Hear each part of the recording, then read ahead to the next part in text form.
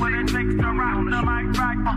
Still watch what you say out your mouth, cause 50 shots still turn the gun down. I'm Mr. Hood when I'm traveling. Hood when I'm traveling. Hood when I'm traveling. Hood when I'm traveling. Get that when I'm traveling. Six pack wood when I'm traveling. Hood when I'm traveling. Hood when I'm traveling. Hood when I'm traveling. Hood when I'm traveling. Get that when I'm traveling. Six pack wood when I'm traveling. Speaking a place with young free, and I got what it takes to round the mic right. Speaking a place with young free, and I got what it takes to round the mic right. Speaking a place with young free, and I got what it takes to round the mic right. Still watch what you say out your mouth, cause 50 shots still turn the gun out. I'm Mr. Hood when I'm traveling. Hood when I'm traveling. Hood when I'm traveling. Hood when I'm traveling. Get that when I'm traveling. Six pack wood when I'm traveling. Hood when I'm traveling. Hood when I'm traveling. Hood when I'm traveling. Hood when I'm traveling. Get that when I'm traveling. Six pack wood when I'm traveling.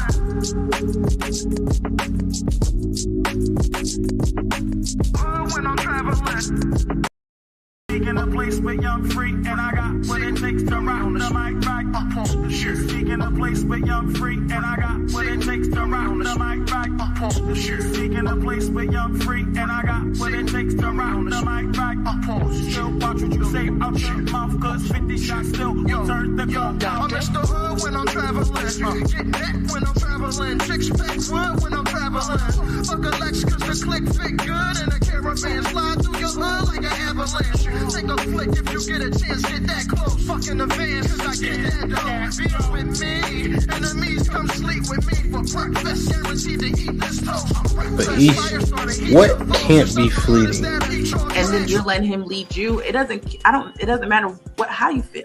Saying he's led by God, but you feel like God is not telling y'all that. Do you still follow him? You said something interesting, Ish. You just said like men don't think the way that women do. So it almost sounds like you don't fully trust their expertise. So how could you successfully be led by So the women? majority of men don't have kids. Y'all are picking wrong. Y'all are literally picking the minority. Every man that's on this panel, y'all have more kids than all of us women? 51% of black men are single and childless. Excuses for the statistics. The statistics don't go well in your favor. So you say things like, okay, are they shooting blanks? Or they because men, I don't feel like men are overall passive aggressive, the majority of men. Do you think that silence is that passive aggressive? Because we will do that. Yeah, because there's niggas that'll use that as a way to trigger a woman. Like, because a lot of time a woman will tell you, like, when you're silent, it makes me feel like I'm ignored. So a nigga will do that intentionally. Yeah, no, I'm just because I didn't agree with the passive aggressive part until Mary said that. I'm like, okay, I could see men and be like, you know what? I ain't saying nothing else. Will unsubscribing from the Democratic Party help fix Black America? Let's just unsubscribe. No, you got to know why. I don't think so. That's the only thing that get black people together. You know what I'm saying? Like that's shit like that. Shit like that. Shit like wow. that. What I think will fix is if black people truly understood politics. Because for a guy, because listen, it's so many different reasons for a man to want to hang out with his friends. Adrian, I'm not gonna let that slide. I heard you. Why do you think that it's older single women who share that opinion? Sometimes that's the case. There has to be balance. Explain what White History Month is. It's honoring the achievements of the greatest ethnic group in human history. Wow. I think all of that shit deserves a put him in the bathroom. Would you rather have a whore of a daughter or a gay son? Let's see here. Bruh. Because if she's a hoe, that ain't my problem. Hell, she just be a hoe. Shit. That's a whore. Definitely. Like, without Is a doubt. going to college a waste of time? Absolutely. I wouldn't think for biology. ridiculous. And can I just piggyback on that? Read this for me, Q. Okay, $5 super chat from Omega Green. Depends.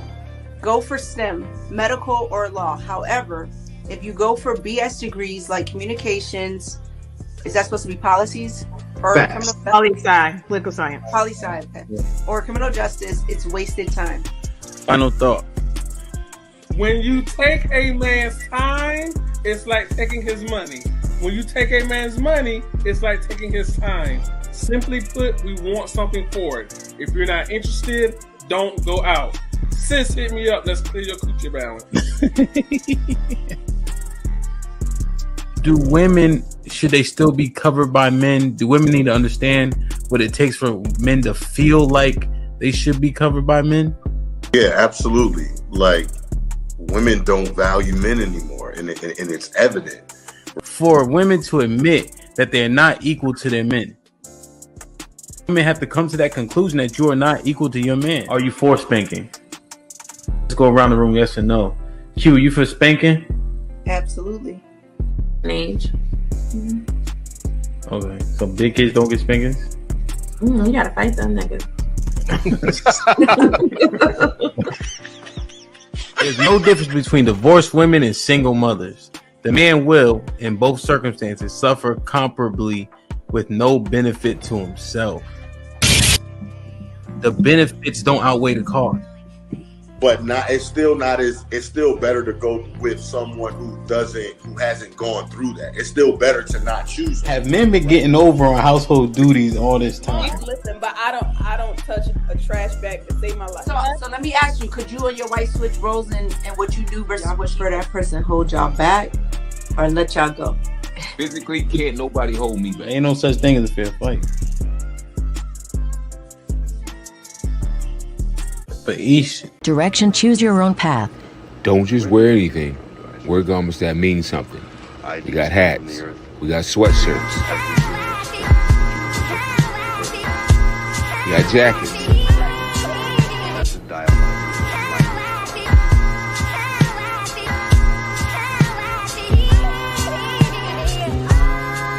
We even got hoodies.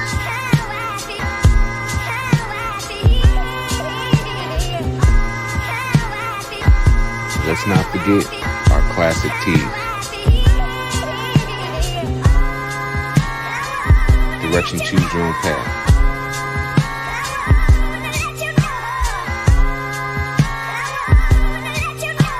The message is always in the cloth, the colors, the designs, the fit. Basically, pay attention, stay alert, and remember, choose your own path.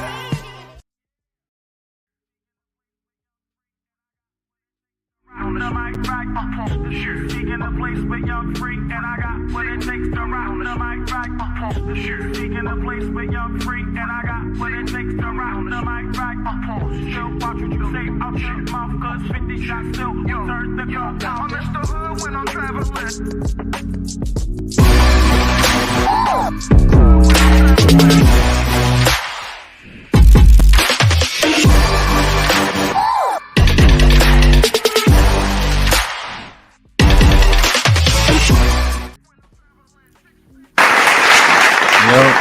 Yo, what's good?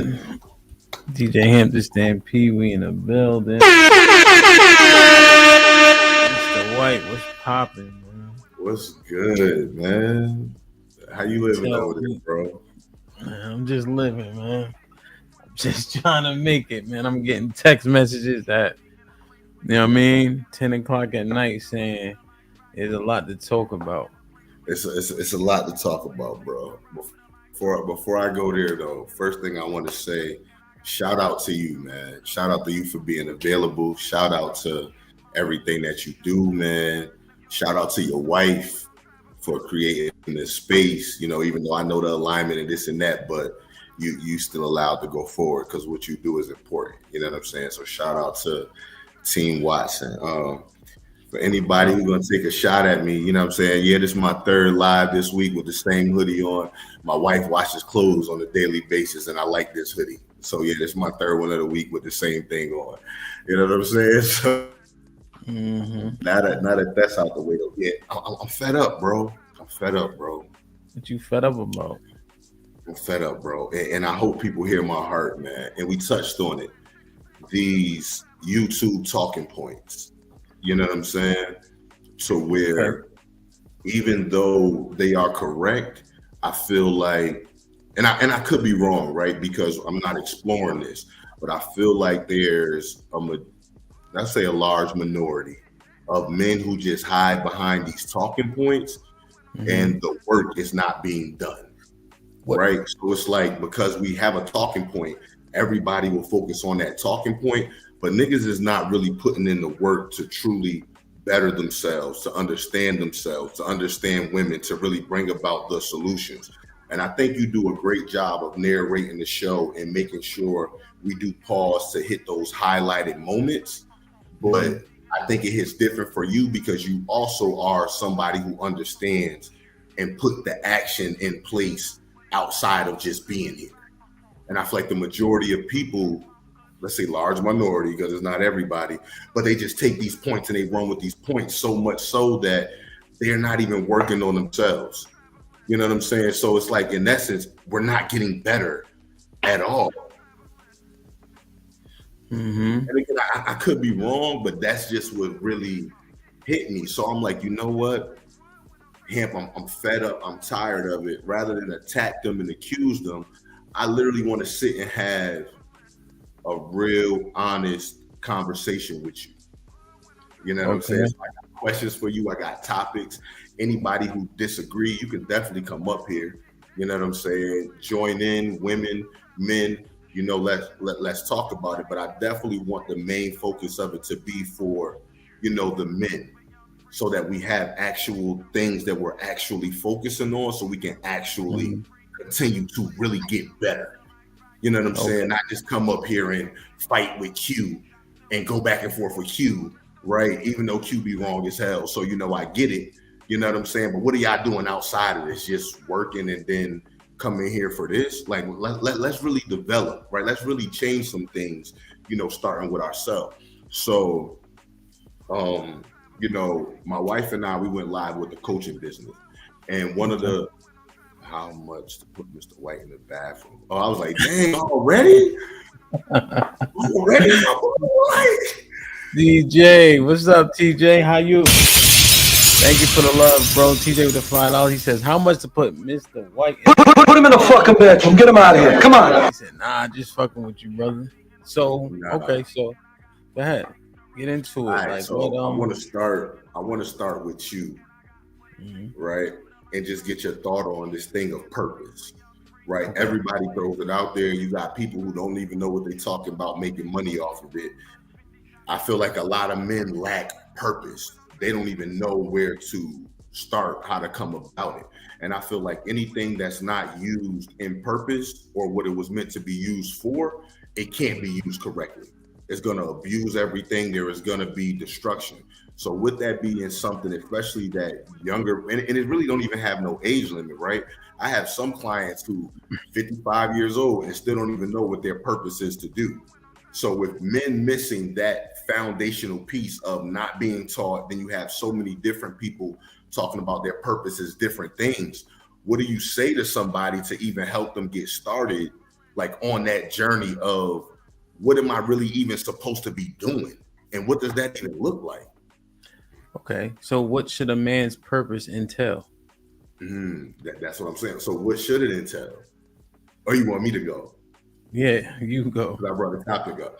Okay, cool. And then you do what you do. So I feel like one, and even though I know everybody don't believe in the Bible, I'm not well versed in the Bible, right? That's why when you be on your stuff with people, I never go back and forth with you, right? Because even though I know I believe in it, I know I got a lot more studying to do.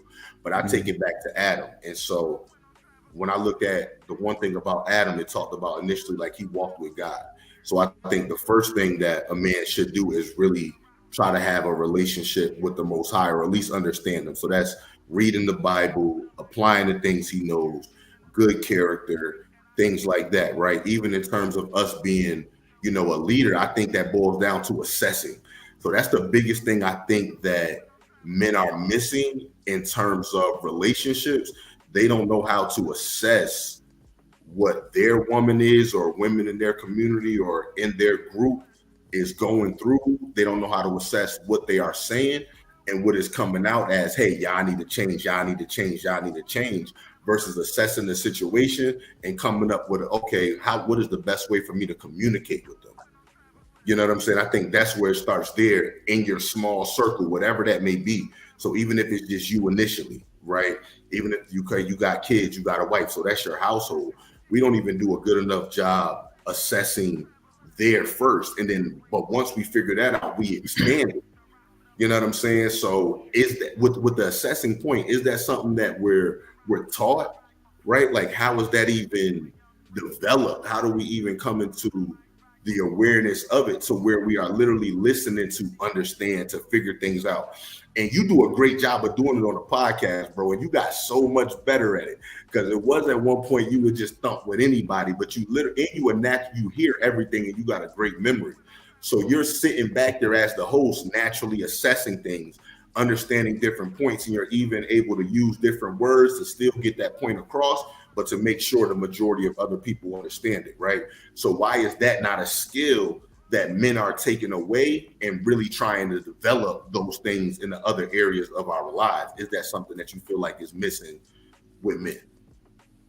I think it's something that's innate to me. I don't know if you can learn how to remember things. I don't know. Can you learn how to remember things? Like, that might be different. Right. So the memory part is definitely a gift piece of you, but there's things that you can work towards doing to develop, right?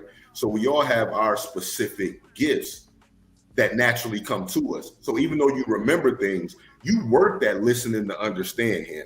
If you go back and look at your first episodes compared to where you are now, your ability to listen now, to understand and choose different words so that everybody can understand what's being said, that's more than just your memory. Okay, so what I did in terms of that progression was, I'm listening to figure out if they're actually right. I'm listening, assuming that they have a point.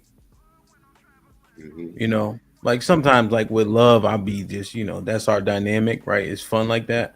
But like, you know, when we have panels, when I'm trying to catch everything, I'm like, okay, I'm assuming this person actually making a good point. You know, unless it's just totally out of line. You know. So that's perfect. Are men doing that though, right? Because that's something we should be doing in all facets of our life. No. Yeah. So the majority of men, especially the men that have voices, like if we use YouTube, immediately they start shaking their heads or trying to talk as soon as somebody says an inkling of a thing they don't agree with, you know, and they're not playing antagonists. Like a lot of shows, like with the POV, I'm asking questions. I'm the antagonist. You know what I mean? So it's different there. But then if you notice, when I do final thoughts, I can recap and say the good things that they say. So I'm actually listening. But if I don't antagonize, we don't get more of the truth. You know what? Right. You know, their real feelings, I should say. And so what you'll find is people ain't listening. They just want to make their points. And that's why these panels be subpar at times, because people come up to answer their own questions. You know, and I'm just like, just start a channel, nigga, and just spew your thoughts all over the place, right? If we having a conversation about a conversation, let's have that conversation. You know? So you got a point there, but how does that go back to purpose? I feel like you switched topics. I did, so I might be all over the place because it's 5 or 6 things. You know what I'm saying? Okay. So wherever I land at, you the great listener. That's why you perfect for this.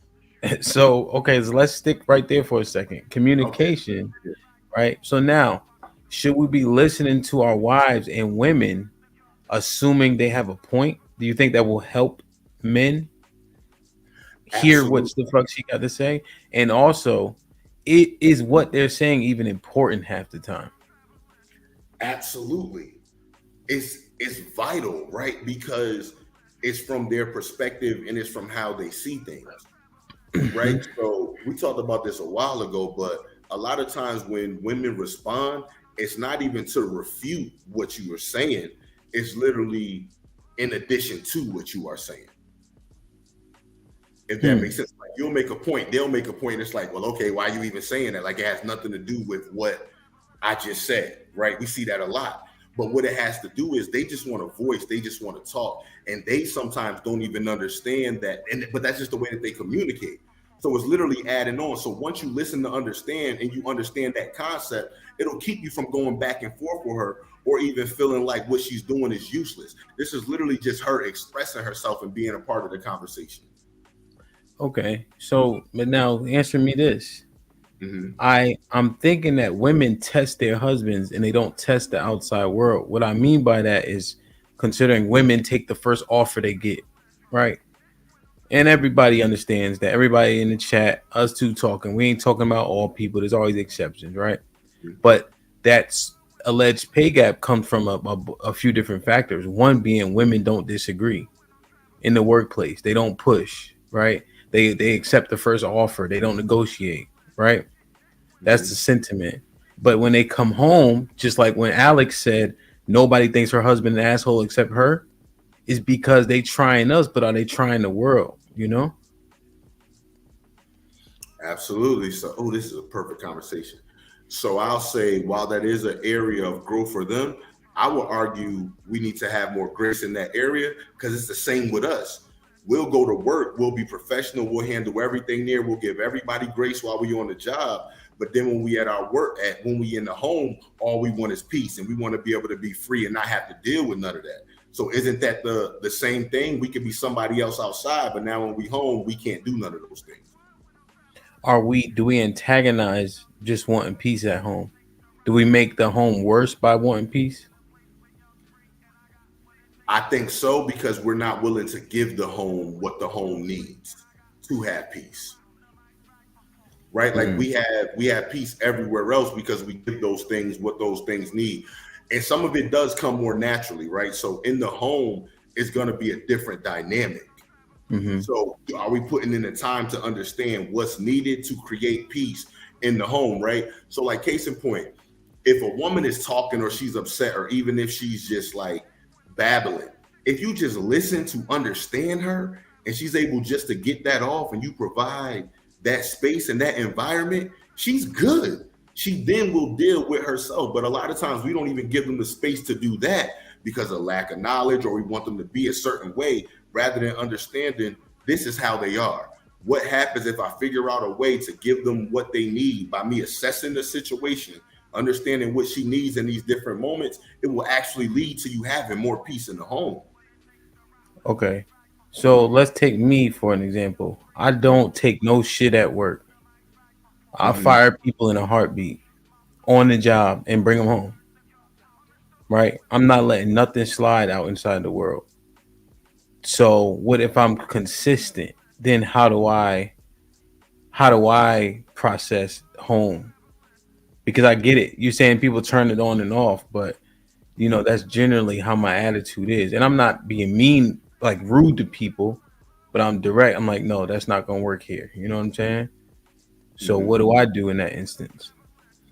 So that's when you got to challenge yourself and again, give the situation what the situation needs to be successful, right? So if you like your football stuff, right?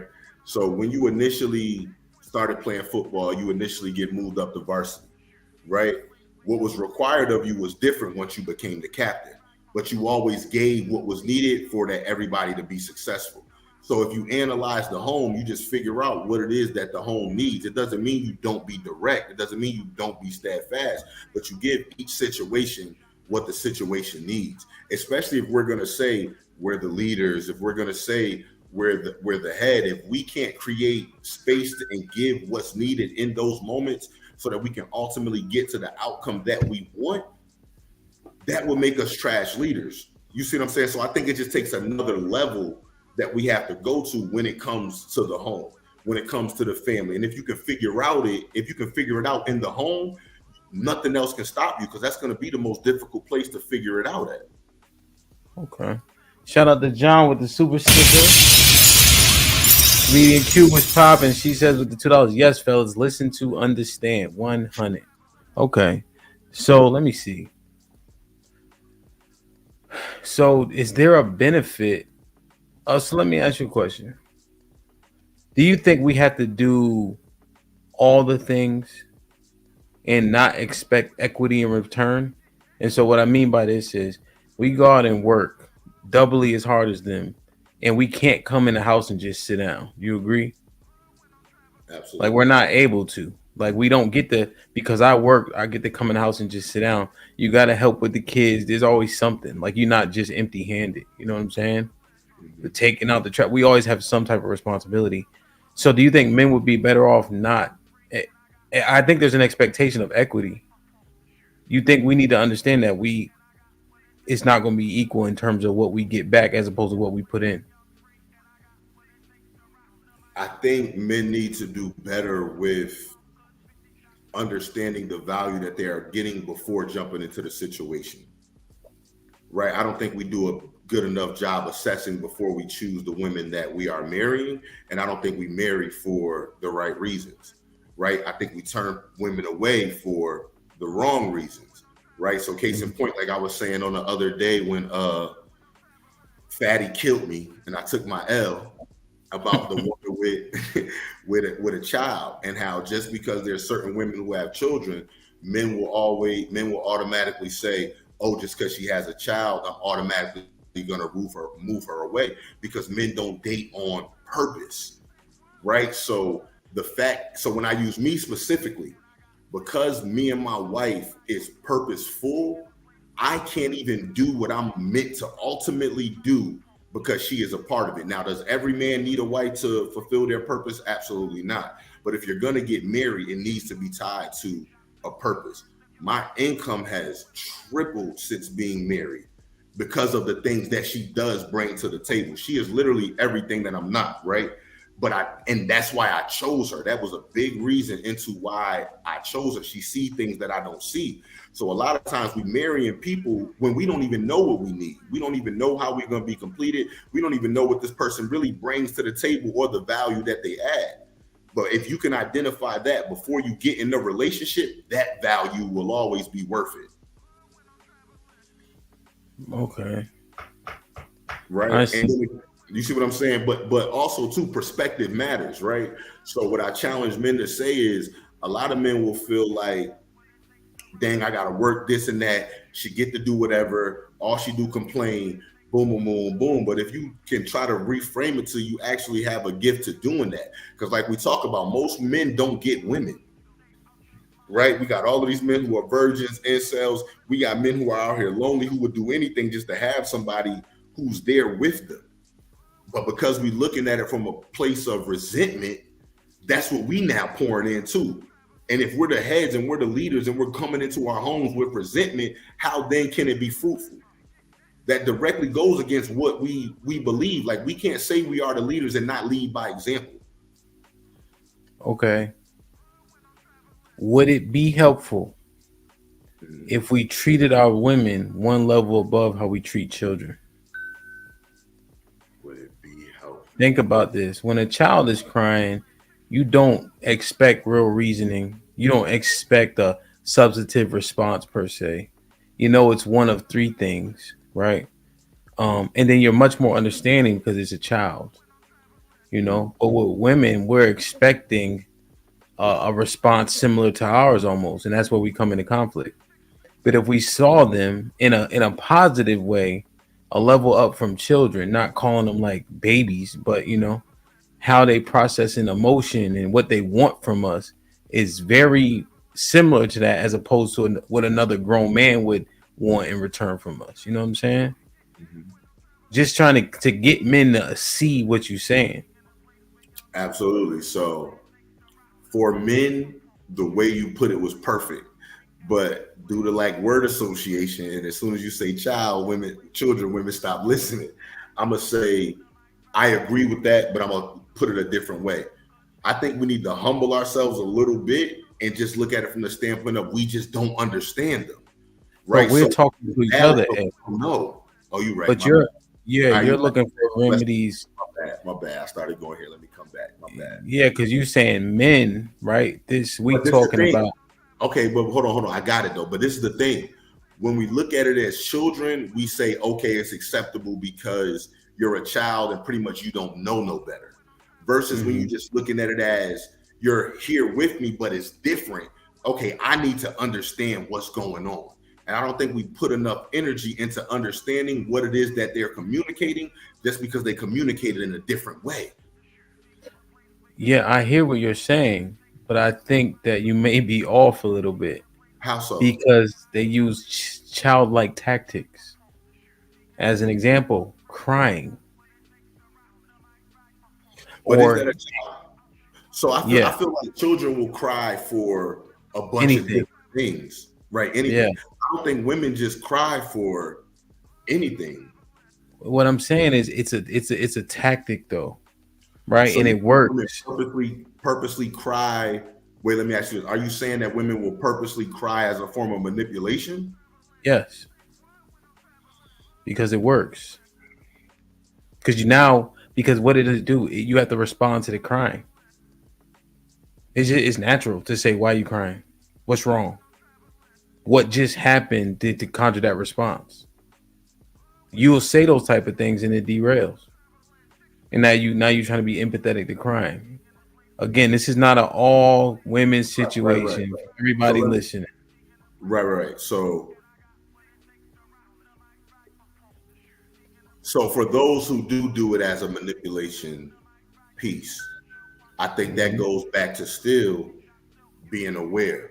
So how do you normally deal with manipulation? You don't pay it no mind, right? One of the things I've learned in marriages, right, is some issues are just the other person's issue and it's not my issue, right? So like there were times when my wife would feel some type of way or be sad, and I would try to do all of these different things to make her feel better, right, to address it. But once I'm like, okay, when you in that mode, that's on you. I'm not even going to give it the time of day. You figure that out. And when you're ready to come back over here, you'll come back over here. You know what I'm saying? So determining when, if it's her issue, let her work that out in her time and you not taking that responsibility on to make it right, to explore that. Like some of that stuff, they got to work out on their own. Right. And that goes in the assessing before, in terms of a relationship, you need to know that about a woman before you even get with her. Yeah, no, I understand. Let me read this real quick. John with the $5. John says, men create in society so we can provide for the home. Women's job is to be peace for the man. Rush was popping with the $10. He says, never wife up a chick that already have kids. Men do not benefit playing cleanup. Full responsibility with no authority. So, hey, here's the thing about what we're talking about. Yeah, Vince, we live. Was popping. We are being reactive now, right? Because we have to save some of these marriages. So you saying pick. So now let's look at the lens of, okay, I'm already picked. I'm already married. What do you tell those men? And so what I'm attacking is, okay, if I look at her as a level up from them, a level down from me in comprehension and understanding, and this is no shade to them, but how they process information isn't how we process information. So they'll do things like cry and say because. You know, remember when you was a kid, you'd be like, because, and you get in trouble for saying that. They'll say, like, you'll say, hey, the sky's green, and they'll do the thing like you do. Or you said, yeah, they'll be like, yeah, the sky's green because of X, Y, and Z. Or you'll ask a question, they'll answer with a question. Right? Those are like derailing tactics. So how do we deal with picking a woman that may not be the best fit, or we got a lot to work on? Okay, so I would say the first thing is I would give them the benefit of the doubt that what they are doing is not intentional, right? And You're giving them the benefit of the doubt? Absolutely. In a relationship, for the most part, I'm giving them the benefit of the doubt that what they are doing is not intentional. And I think if we can start there, it will give us more patience to even figure out what they are doing. Right? Because if you think about from even when most girls, they're raised, they want to have families, they want to have this. So they literally possibly cannot even comprehend what it is that they are doing. So I think if we came at it from that place, I think that's a good starting point. And then from there, it's just figuring it out how to talk to them and put it in a way or a perspective that they can receive it, right? And not give it energy. But it has to be something that you want to do too. But all of this is directly transferable to a child. Like when children are having fits, sometimes parents ignore it or whatever the case is, and you can't use words like supercalifragilisticexpialidocious to a child. You just say, hey, this thing is terrific. This thing is great. So what you describing sounds to me like you can talk to a child in the same way. Absolutely. A lot of those things are transferable. A lot of those things are. But where's the nuance?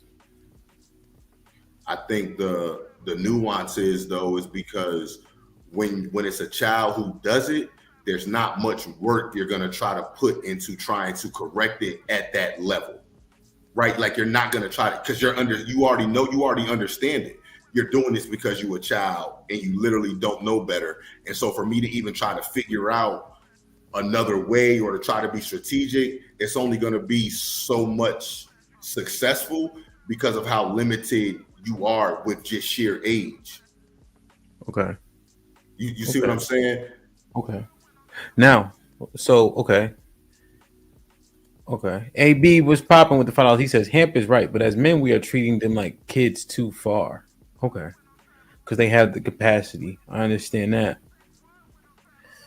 But see stuff like that, like Hamp is right. I literally agree with everything you said, but go ahead, yo.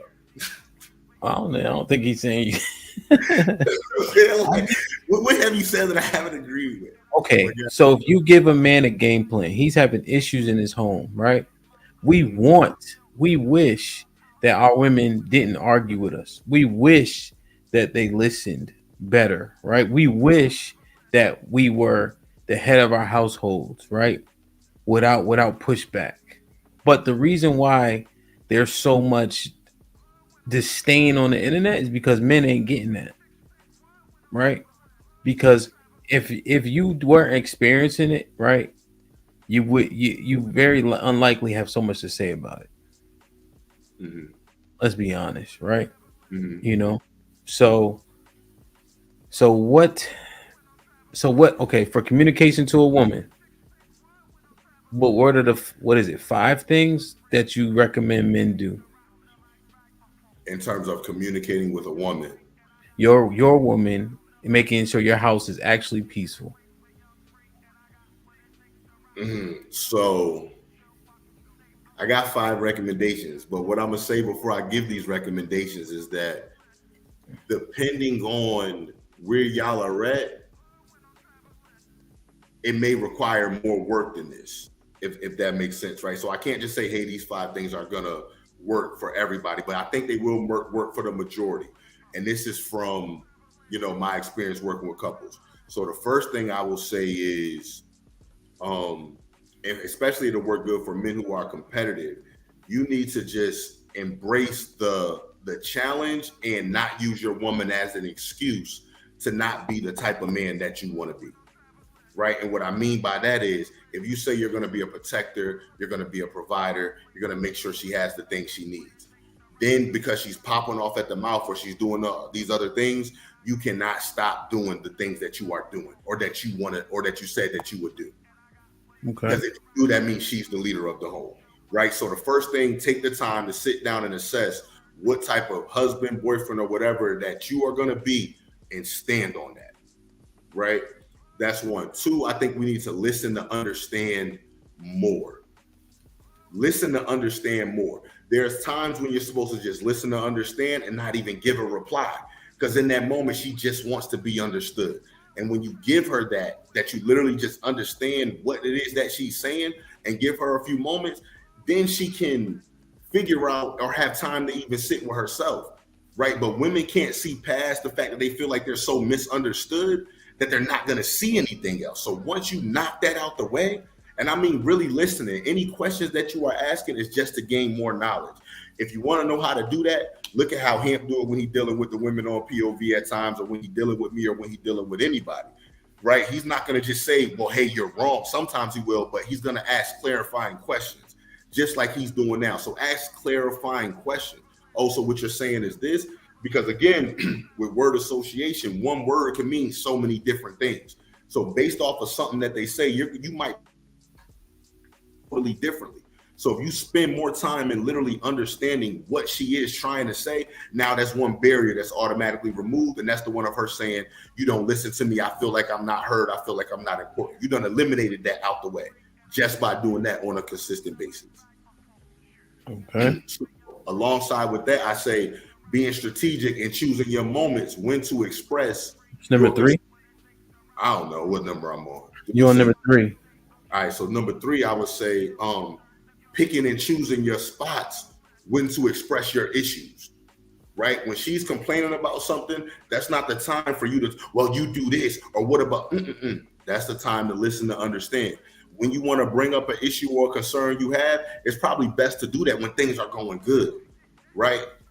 When, and even being identifying when is the best times for y'all to have conversations. You know what I'm saying? For me and my wife, it's first thing in the morning before the sun come up, because at the end of the day, I'm drained.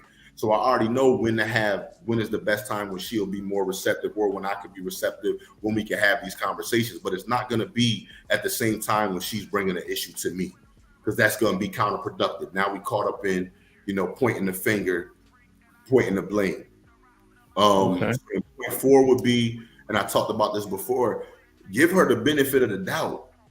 You know what I'm saying? Just like you really want what's best and you could be in error, she wants what's best, but she may just not have the tools or be equipped to do it. But if you already looking at it like she's your enemy, you're going to treat her like she's your enemy, versus, no, she does love me and she does want to make it work because she's here. She just doesn't know how. That'll give you a little more patience and grace as you are dealing with her and keep you from being so fed up. Right? So that, and then I would say, lastly, continue to work on you, right? Continue to be around men who will support your marriage, understand what you are saying, but they're not going to push you to do something stupid. Oh, I wouldn't deal with that. I would leave.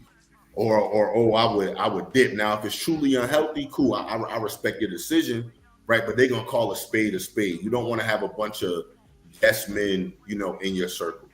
So I would say those things, some may work better for others, but I think those are really practical things that we can do, and we at least will start to see a change in our relationships. Because if we change, the dynamic has to change, because both of us is a part of it. So let me say this like this. Hold on one second. Just doing this. All right. Mr. White's 5 points of emphasis are in the chat. You was typing it up. I could have prepared a little better.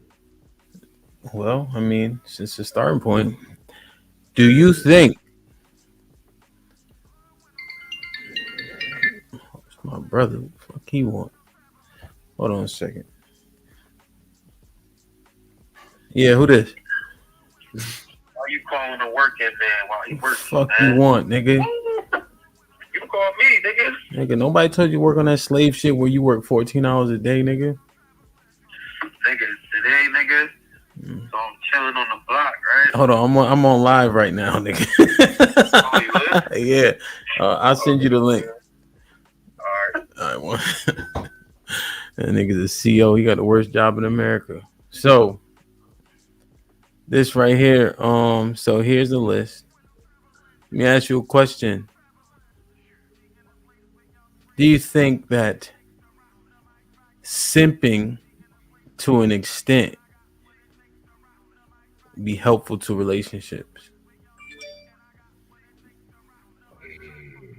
All right, Because so the simp, right? The definition is he'll basically do whatever's necessary to get some pussy, right? Sweet nothings, etc., etc. I'm just wondering, do any of these, coupled with a little bit more of, I need to get these cheeks tonight, would that be beneficial? nah, Because it is your wife. Yeah, but I'm not for that. That's almost like that happy wife, happy life type of stuff, right? To where niggas are just kind of give in and give them whatever they want and just flow in that so that they can either get the cheeks or avoid, confrontation. When you do that, all that's gonna happen is resentment is gonna build. Resentment gonna continue to build. You're gonna feel like you a slave, yada this, yada that. The relationship is not gonna be fruitful. So I'm definitely not for that, doing whatever just to get the cheeks or even keeping peace in the home. Right. That's why if you notice the points that I made, I never said, hey, do this so you'll have peace. Q, go to sleep. Okay. I'm just chopping through it. Yeah, facts. Now, hey, everybody take notes on the listening to understand stuff, right? Because based off of what I was saying, it could literally be implied, oh, this nigga happy wife, happy life, and kind of continue to cater to them. But this is the same thing that happens with us and our women. We don't pause to ask the clarifying questions. And I feel like if we did, it'll help them. One thing I tell my couples with communicating, right? You both suck at communicating and you both suck at understanding. So coming in knowing that, you both have to improve. You have to be accountable on giving your points differently, and you have to be accountable at the same time on trying to receive points differently. If you look at it like it's a both issue, now it's no longer fighting against each other. We literally fighting together. Okay. Rush with the $2 says simping is a short-term fix. Okay. I think you're right. I don't think you can sustain full-fledged simping. Ain't no way. But how do people rewind? Because in a vacuum, this works. But you got people making mistakes, right? You got kids. You got less quality time. You building disdain. Familiarity breeds contempt. You got niggas walking around in gray sweatpants. You got women walking around with their asses out. You going to work, coming home. Some woman being nice to you, making sure you got lunch. Some man saying, "Hey, you want a water from the machine?" You know what I'm saying? All these factors are actually real things. So, what do you do then with this listen and understand? When every time you look at this person for the last 4 or 5 months, you like, yo, Tracy would treat me way better. I'm sick of hearing this shit. You know, every time she wake up is like, who shot John? Mm-hmm. Right? Real life is happening. You getting fat. Fat as hell. I'm glad y'all can only see me from the chest up because the belly crazy. But like, how do we? Where do we get the understanding and empathy needed? Where do we get it from? Okay, so the first thing is I feel like we need an outlet, right? Like somewhere to let some of that stuff off. Right now, I will say this: with the things that you are listing, it does make it difficult, right?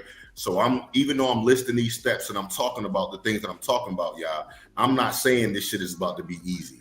I'm not saying this is going to get you a 90% rate, because it is super difficult to do. And it's way easier to say it than to implement it. But if you can hold on to it and then start aligning yourself with other things that align with it, it'll work. Right. So, but go ahead. But hey, how do you get back to seeing her like you used to see her? So it starts with first understanding that you probably played a role in it, right? You played a role in her being where she was at, right? Whether directly, whether indirectly, whether it was because you weren't aware of where she was at. Like we played somewhat of a role. Another thing is that we have made mistakes too. You know what I'm saying? We made mistakes too. And we all know when different things happen, it affects people differently. So just because some of her mistakes we can take more of, one or two mistakes from us, because she's built differently, she literally may not have the capacity to handle what we did to her. So it's going to take her longer. Right. So it's literally being able to accept the things that I'm saying, because we don't know if what I'm saying is true or not for 100% fact. Right. But we don't know the opposite of, oh, she's just doing this because she don't love me. She want to be stubborn. We don't know. Literally don't know what's going on in their head. So if you can't say for certain 100%, why not believe something positive that will keep you aligned to doing what you signed up to do in the first place, right? Which is not just stay in the marriage, but you want to have a fruitful and productive marriage. So I'm just saying that's just something to go back to and hold on to when you have those moments. Another thing I would say is take time to come from a place of gratitude. That's going to be just like a job to where you literally have to carve out time. So for me, my joint is my shower, right? When I take my shower at night, sometimes it only take me 5 minutes. Sometimes it take me an hour because of everything going on with me and my wife, depending on what the issue or situation is, right? But I sit there and I really reflect, right? So first I just get out my natural feelings, natural thoughts, how I see the situation. But then I always go back to, she really does love me. She may not know how. I made mistakes too, boom, boom, boom. But at the end of the day, this is my person. And so it's really about, can you continue to forgive and go from there? But I think we get to a point to where we get fed up with it. But when we signed up for the shit, we say, for better or worse, till death do we part, this and that. We say we're men who stand on this and that. But then when shit get real, we don't stand on it. And again, it's not to say that women aren't implicit in this, but if we don't only focus on ourselves, the shit not gonna get better. It can't, because they're not gonna be the ones to do it. No, I hear you. It's a little bit word salady. Okay. So let me put it like this. I think if there's a lot of buzz. Here's what I get. This is what I get concerned about. Okay. There's a lot of buzzwords, but make it tangible. What are the keys in the soliloquy that you just put out there? Is it stand on being a man when things get tough? Meaning we push through everything else. Why not the marriage? Without doing things that satisfy ourselves. Right. So what I'm saying is, I'm glad you said that, because it makes more sense to me now. My thing is, don't just push through it. Equip yourself so that you can go through it. Right. And so then what does the equipping piece looks like? First, it's going to look like you're getting around like-minded individuals, but also people who have done it, right, successfully. So do you even know? You know what's crazy, bro? The majority of the married couples I work with don't even have nobody else in their family that are even married. Well, let me tell you how that actually works, Mr. White. Okay. You get around with people, they looking all happy, this, that, and the third. You see them. You know what happens in a lot of people's heads? What? And I can't stand that bitch. Look at my man. He getting this, that, and the third. I can't even get X, Y, and Z from this bitch. That's what you're saying in your head about yours, because you built up so much disdain. So maybe I'm asking an impossible question of how do you get to see her like you used to see her? So you have to see it as a you issue. If you can't still see her there, that's a you issue, right? So I feel like this, right? I think it may come more clear if I tell you about the things that I have, right? My supports. So like one of them, let's keep it funky, is you. When we talk, we can legit talk about our struggles in our marriage. So we got a place to get it out. And then it's like, okay, but we know we got to get back to it. After a lot of those conversations, I feel better. And I will be honest too. Me being if I wasn't a therapist, I probably would be divorced again already.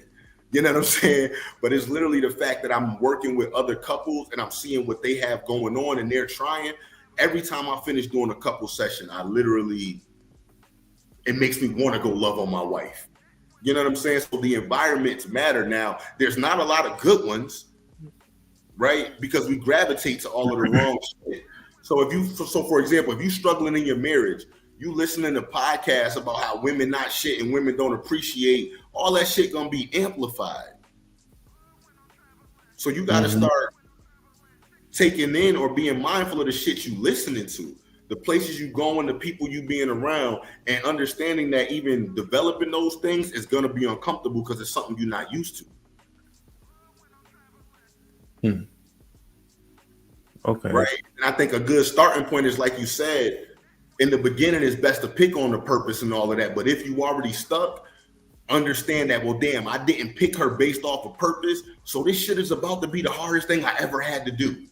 Once you accept that fact, it's easier to do it because you already know it versus assuming and having these unrealistic expectations of, okay, this woman is literally going to give me peace, even though she's never seen it a day in her life, even though I don't even know how to create an environment of peace because I've never seen it a day in my life. She's supposed to just figure it out and just do the shit and just listen to me and just trust me when she don't even feel like I listen to her. Okay.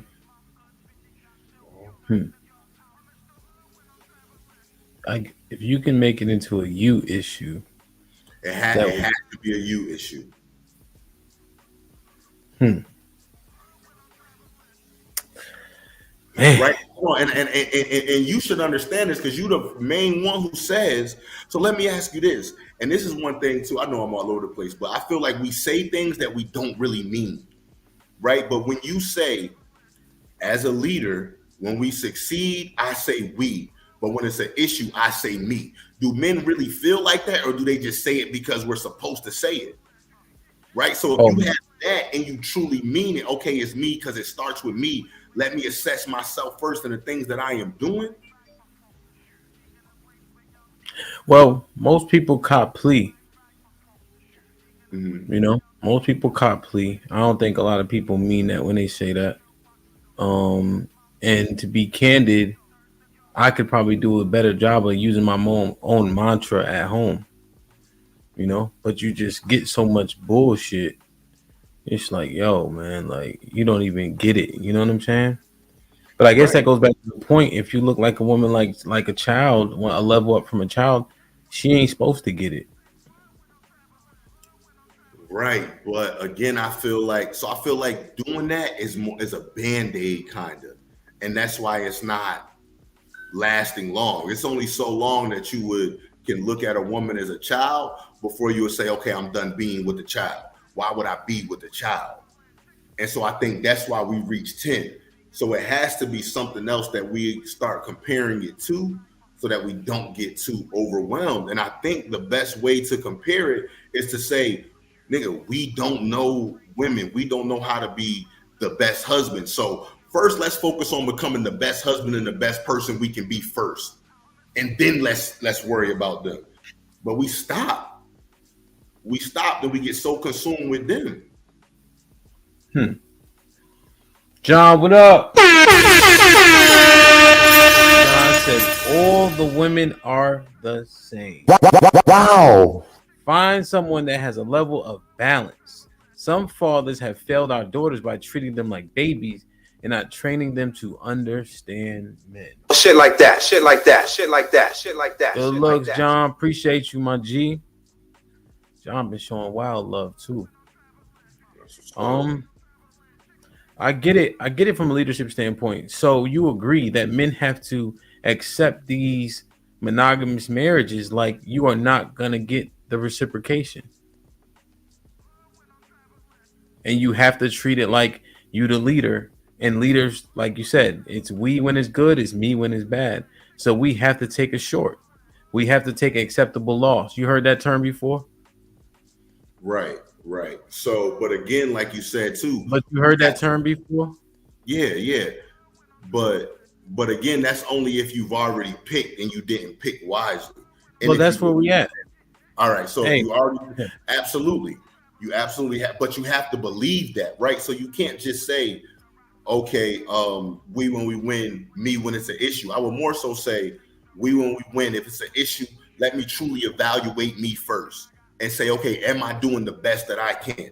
And have faith in me becoming the best version of myself is enough. So how much does her accountability matter?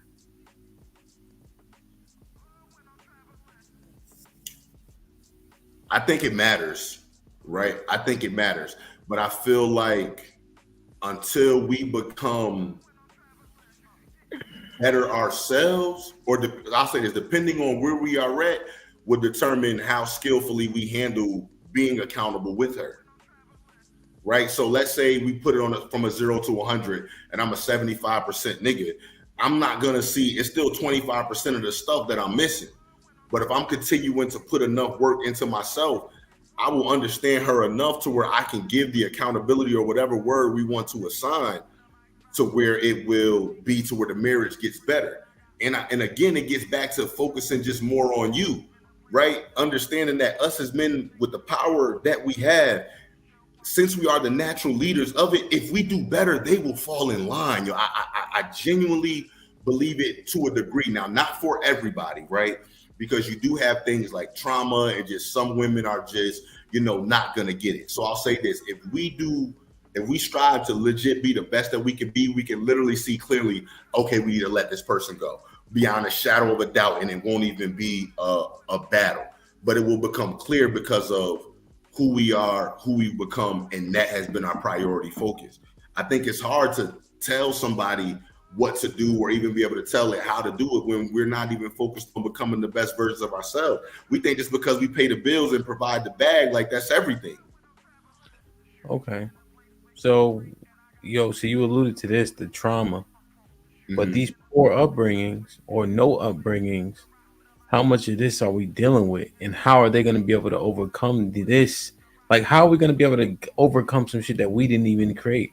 I get that we're culpable for the things that we do inside the marriage, but to John's point, as one example, what about all of that? Are women self-aware enough and logical enough to know that I have things I need to get off me in order to be what's best for this man? So I feel like it's a lot, right? So I can't even say how little it is, how much it is, if it's even possible. The starting point, I feel like first is showing them love enough to at least understand them. I think from there, you at least have the possibility of taking it to the next level, if that makes sense. So now if we are going to go to the next level, I think as you provide this space of learning what they need and giving them what they need, they may be open to other things.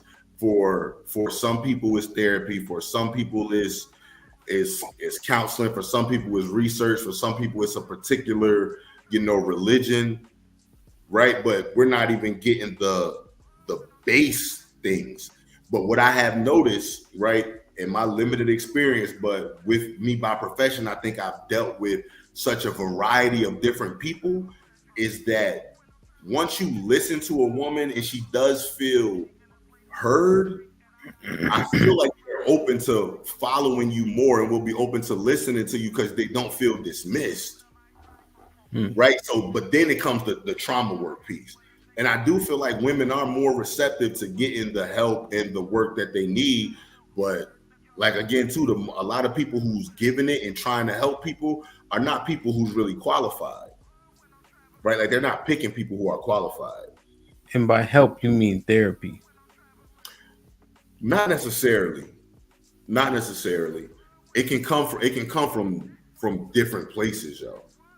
You know what I'm saying? Like, for some people, it could legit be, it could be podcasts, right? Like that could be a thought. That could be a starting place.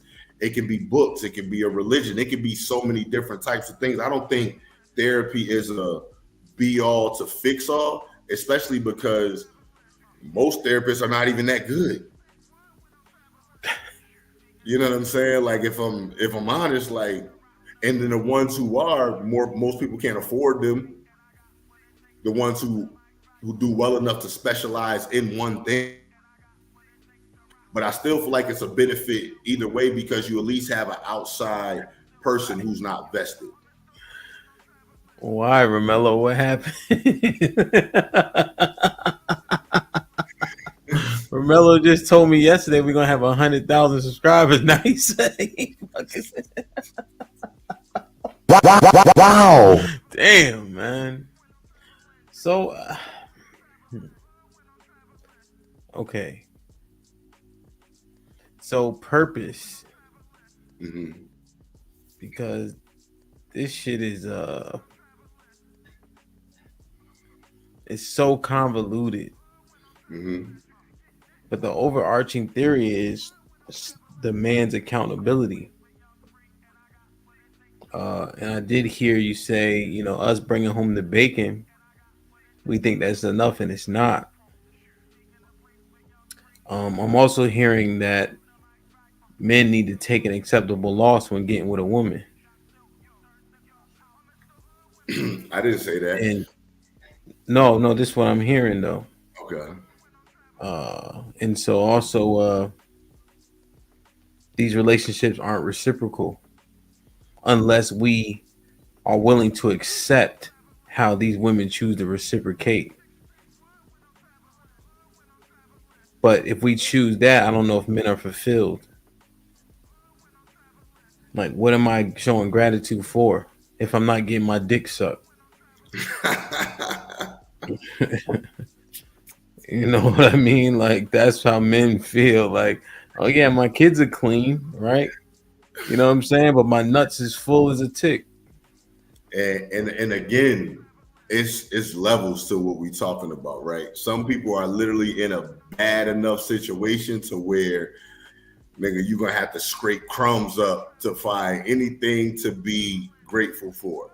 I'm not dismissing that, but I think the majority of us have at least something that's worth something, right? Whether it's she left everybody to follow you, she agreed to marry, it has to be something. And then again, if she doesn't, that's more on you, right? If we control access to relationships and then we pick somebody who is wrong, how much more that just shows our lack of awareness and how we need to see things more clearly and do something different. Yeah, but Mr. White, that's Monday morning quarterback. Okay. So because like for me, I don't have the option of divorce, right? Because of the truth. So with that off the table, with that on the table, I mean, you never know, but that's off the table. So if men are trying to stick in there and, you know, it just seemed like a shitty. Right. It is. But so that's the thing. I feel like we need to look at our marriages in terms of like chapters. So just because it's one way now doesn't mean it's going to be the same way years from now, 5 years from now. It continues to change. There's so many different stages, right? I got a couple that I work with. They in their 60s. The dude they in their 70s. Dude, when he was on it, everything had shops, businesses, took care of her, everything. Dude had a stroke, can't do nothing now. And so she has to take care of him to do everything. Completely different shift. So you literally don't know what tomorrow is going to look like. And so that's perspective is everything. We think so negative about where we are at because one, we haven't seen a lot of good marriages, right? That we know of, or talked to a lot of men that shit has been bad and they actually were able to work it out and they've actually are now on the other side of it, right? We don't know where that even exists at. So I think if we start again finding things that align with a different narrative and perspective and taking the time to change the way we see things, man, that changes everything. Perception changes everything. So are you recommending this construct to men? Absolutely. Now it does take two, but I start with the man because if you're not gonna do nothing different and you're not gonna hold on to these things to make it better, then you can't expect it from her. No, I'm saying the marriage. Are you recommending it to people, men? Yeah. Marriage itself. Oh, am I recommending men get married? No. I know, and it's crazy. And me and my wife had a conversation like, babe, you got to change it. But the reason why I don't recommend it is because I feel like the majority of people are not equipped to deal with it. They don't know what it all entails. They don't know what they're about to go through. And so they go in there lacking the competence to have a successful marriage. And I feel like that's evident in the fact that it's not successful. Okay. So I understand that. But to men, are you telling them this? You have to look at everything when you get married. You have to look at everything as though you're at fault first. You understand that your woman has childlike responses to things, and you have to understand that. You have to understand that sometimes she's telling you things so you can just affirm her feelings, and she doesn't want a logical response or results. Are you telling men that all that you put in will not be reciprocated in equity? Are you telling men that when they get married, they need to take an acceptable loss? No.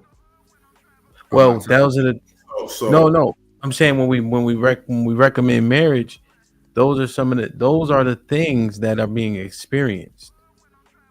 Right. Even with yours, even in a good marriage. That's what I'm saying. Right. Absolutely. But again, if now we're talking about pre-marriage, what I would say is the first thing is you need to know what it is that you are supposed to do, and you need to identify what outside yourself, in terms of you just having a woman that's going to love you, that your marriage is going to be designed to fulfill, or what it's supposed to do. You need to have that first, and you need to figure out what it is that she's going to add to you to be worth everything that you're going to go through, right? Because I can't tell you specifically what you're going to go through, but it's more than likely going to be difficult because now you have to get on a one page and become aligned. So that process is going to be a beast. So if you can't identify these things prior to, you pretty much shit out of luck based on statistics and the numbers. So that's what I would tell them to do first, right? But you still did point out a lot of points. When there's an issue, I'm going to say, let me assess myself first with any problem that comes up. You know what I'm saying? So not that she's a child, but let me look within first, right? Let me make sure I have my supports and things that I need in place, whatever it is that I need. I do recommend people have men over them who can hold them like accountable, who they can learn from. I feel like you need men on your level, right, that you could talk to, that'll understand you, but still push you to do the right thing, and then people who you pour into. So I feel like making sure you are together, right? When you think about a lot of these marriages, we not even together when we getting married here. We don't know ourselves well. We don't know what we want. We don't know none of that shit. We don't know how we tick. We think we want certain things, and then when we get certain things, this shit don't even feel comfortable to us, so we run back to the things that we used to and that our body is used to and that our mind is used to. You know what I'm saying? We don't stand on, okay, we should be able to sleep with multiple women, so we come in with that. Niggas lie about it. And then be mad because a woman can't forgive them for it and they still in it. When it's like, as a husband, you literally are the one person who's supposed to never hurt her, right? When it comes to wife, you're the one person who's supposed to never hurt her and betray her, and you did it. And now you want to leave because she hasn't forgiven you fast enough. That doesn't make sense. Damn. Right? And keep in mind, they're different. They can't just brush it off and go. Yeah, it's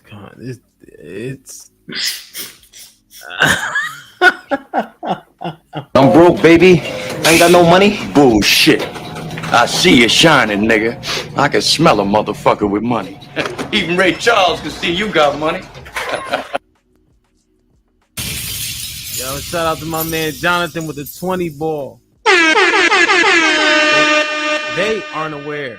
Most have never had to be aware. Most are playing catch up because they never developed certain relationship skills. The end result is men will always have to take more burden, but that is our charge. Yeah. No, I get it. I get it. and I'm just wondering, Ivy, you just click the link, mommy. That's it. Yeah, email me. This might be risky at gmail.com. So when we painting a picture, okay, so let's not beat that horse to death, right? Whether or not men should get married, right? We're trying to find remedies. What should a man's purpose be comprised of?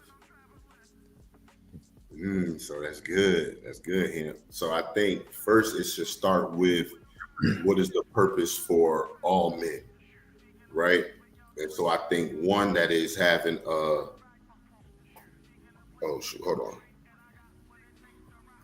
For the ladies in the chat, I got a question.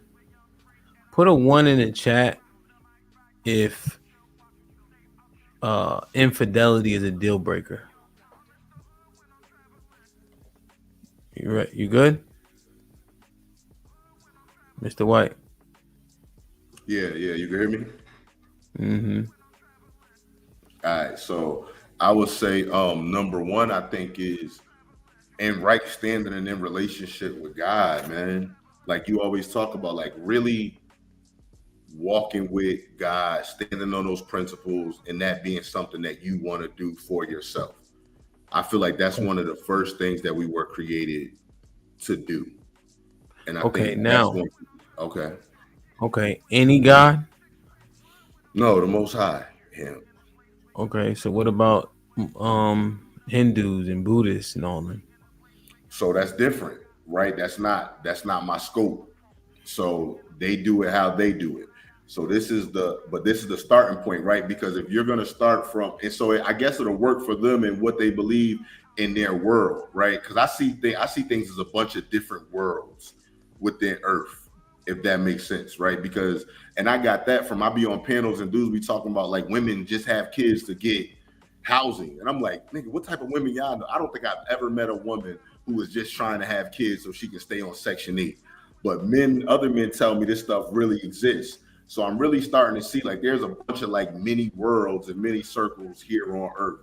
So I guess whatever works with your circle or the things that you're going to believe. Because another thing that I notice is a lot of men want women to act like women of the Bible, but they're not men of the Bible. And so right there, come on. Okay. There's disconnect do you agree with that? Do you agree with that? Yeah, hell yeah. So that's what I'm saying right there. If we're not going to correct that piece itself, how can anything build solidly off of that? Yeah. It's going to be shaky. So, but you're just saying that you can't speak for. Huh? No, go ahead. I ain't saying that. So you're saying people who believe, damn, that you believe, so you can't speak to atheists, Hindus, Buddhists. This purpose won't pertain to them. No, I can't. So when I'm talking about an individual purpose, this is just based off. This is not based off of me being a therapist, but it's literally based off of information that I've just gathered and with my personal thing that I feel like best, right? I feel like in order to know the purpose of a thing, you have to get it from the person who created it, period. And so I feel like since that's missing, a lot of things are shaky. Does that mean you can't have other things in place to make it more successful? Not at all, right? Like when we bring up like prearranged marriages, they had other things in place that was the culture, so the marriage is gonna last, right? But I'm just saying that's the first piece. But then let's go on to the other pieces where they more align outside of what God you believe in. I feel like one main purpose for a man is to cultivate, right? And provide a space for things to grow in their small circle first and then expand it. So it starts with yourself. So I think men need to do the work to identify our own deficits first before just trying to expand it. And where we mess up at is we just start expanding this space that hasn't been cultivated yet. We start adding kids and baby moms and all of this other stuff, and we're spreading something that is incomplete first. Does that make sense? Yeah. It makes sense. So make sure your house is in order, meaning you, right? And you know your direction. You may, but you agree that you won't be complete in that direction, but you understand the path you're on. Absolutely. But the thing is, because once you identify that, and then because that's something for all men, right? So that's what covers all men. As you do that, I feel like your specific purpose will become more clear. And then if you allow your purpose to dictate everything else you do in life, you'll be good. Okay. If that is the main thing you base your decisions off of, you will be good. To the type of friends that you have, how does that align with your purpose? The type of job that you get, the books that you read, the places that you go. The more aligned you are in your purpose now, you won't even look at women who don't benefit your purpose. Naturally benefit your purpose. Okay. So you have religious principle, and then you have like self-alignment. Mm-hmm. And then when you're self-aligned enough, you can start adding to that, start cultivating that world. Okay. Anything else? Not so. Then once you do that, then it's the journey of once you add the woman, it's just the journey of the two becoming one, right? And I feel like that's not a destination. That's like a literal like journey, something y'all are literally going to be working on. So I encourage couples to fall in love with like the process, because it's always going to be another issue or something else for you guys to work on. You know what I'm saying? It's always going to be something else, right? So what I tell people, or one question I asked myself before I married my wife, I said, well, what I ended up with, because of how aligned we are and because of who she is as a person, I know we're gonna have to go through mad shit, but I choose her to go through it with. And damned if it ain't been hell, right? So I also, like, we've had our shit to where I was ready to leave, well, kick her out and all of that. You know what I'm saying? So I know it's tough. And this is somebody who's, I've been a therapist for 10 years and I'm pretty solid in my purpose, right? But it was still a lot of things that I didn't figure out and I'm still learning and growing through. So the process is difficult, right? I'm not saying that it's easy, but I'm saying if you at least could take something from what I said and apply it, you'll have that much more of a chance of being successful. Okay. Okay. So what's the 3 we have so far? I don't know, Hemp. That's your job. You got the memory. Cultivate your space first was second. Religious principle. And then the third one was what? Choose you someone who would be no. So the third one would be like your choice in your spouse needs to be someone who's aligned with you. Right? And we see that all over the place. Look at your boy Joe Smith, who married the stripper. They say you can't turn a hoe into a housewife. And we also say a woman's past is the best way to judge her. So are we taking time to look at all of those things before we choose? Is it aligned with you or in support of you? With me. So I feel like if you don't feel like you need a wife to fulfill your purpose, don't get married. Well, that's what it says. You're saying you get there regardless, but with the right support, you can get there faster. No. What I'm saying is there has to be a certain piece of your purpose that you feel like you cannot accomplish without having a wife. Yeah. What?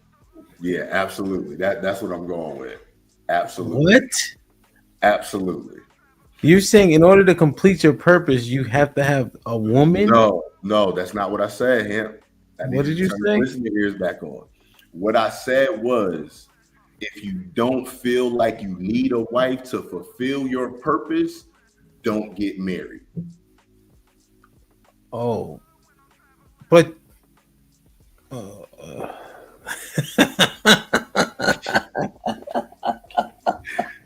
because you have to have something that's bigger than love. That's all I'm saying, bro. Yo, hold on. But your legacy though, right? What about your kids? Should they be born in wedlock? Nah, so if you're doing it for the family, then so if you're only gonna do it for that purpose, then that's all you're gonna get from it. Don't expect nothing else. Mr. White. Don't expect nothing else. That ain't in the Bible, bro.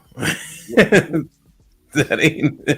What's not in the Bible? What's not in the Bible? Well, sex is marriage, one, but you don't want to create that nuclear structure for your family. I'm not saying don't do it for that reason. I'm saying marry a woman based off of purpose. So if your purpose is you having the family, having a nuclear family, and that's it, then don't expect nothing outside of that. And that's all you're gonna have. So you have a woman to make babies with, cool. Don't then be complaining about everything else. Well, you said to complete your purpose. Okay. I said if you don't have, because that's part of every man's purpose, right? So can we put that one to the side? Because we all want legacy, so let's put that one to the side as a given. But if that is the only reason why you're doing it, it is going to be limited. Because even if we look back at the men of the Bible, that's all of them women got, and that's all they wanted from them anyway. They didn't need them to boom, boom, boom. Have my kids shut up, go over there in the corner. I'm gonna move and do whatever else I want to do. And that's not, we're not in a day and time where we really gonna get that. Okay. Any other components to purpose? Yeah, so after this point, I think that's when it it becomes more individualized. Did you want me to drop the link, by the way, or no? Yeah, drop the link. Anybody can come up. Drop the link, man. I feel like we done had a dope, honest conversation. I feel like so much better. Drop it. Let somebody come up here saying I'm talking bullshit. We can talk about facts and whatever they want to talk about, or somebody can come agree with me. I seen somebody talk about my credentials. You could Google me. My credentials will show. And that's the problem too. When the niggas who got the credentials to talk, y'all still don't want to listen to it, even to understand what I'm saying. So you can come on up here too and jump on the link. You know what I'm saying? They ain't gonna come. Oh shoot. John the Baptist. I don't know who you are. I be hearing him say your name a lot though. I know you be jumping on. What's going on? John, what's popping? What's going on, fam? How y'all doing? Everything's everything. We're just having a conversation. Mr. White hit me at 10 o'clock saying, yo, we need to have a conversation. There's too many YouTube talking Hold on points. 1 second. I got background. Hold on 1 second. All right. They want to know how long you been married. All right. Hold on 1 second. We got background noise. All right. How long you been married, Mr. White? So my current marriage, I've been married for a year, a little over a year. I was married for 5 years and then got divorced. And now I've been married for a year, and I've been doing couples therapy for like almost about 4 years, 4 to 5 years. I've been working with couples. Okay. So I feel like that covers everything, right? The whole spectrum. Yeah. It does. Now That's what I'm saying. I've literally experienced it all. Okay. John, welcome. What's up, fam? How y'all doing today? What's goody? You good? Can you hear me? Yeah, I can hear you. What you got for us? So I've been listening. Good conversation. One of the things I thought about though is I think one of the things that stick out to me the most when I hear these conversations happen today is that we when we're talking about marriage and we talk about the man being responsible and the man should be responsible for himself and the wife. What I hear a lot of is that we're challenging the men to be Superman, but expecting the wife not to really step up. And what I think we need to do more is, I think that there are situations where we are seeing men who are stepping up and they're challenging themselves to be better men. and so if that man is challenging himself to be a better man, now at that point she needs to step up and take the challenge of being a better woman, and stop saying that, well, based on her feelings and how she feels and the emotions, and at some point you got to come out of your emotions and just actually be a woman. So you kind of lost me on the come out of your emotions and actually be a woman when most women live in their emotions. So it sounds like you want them to come out of it and be more like us.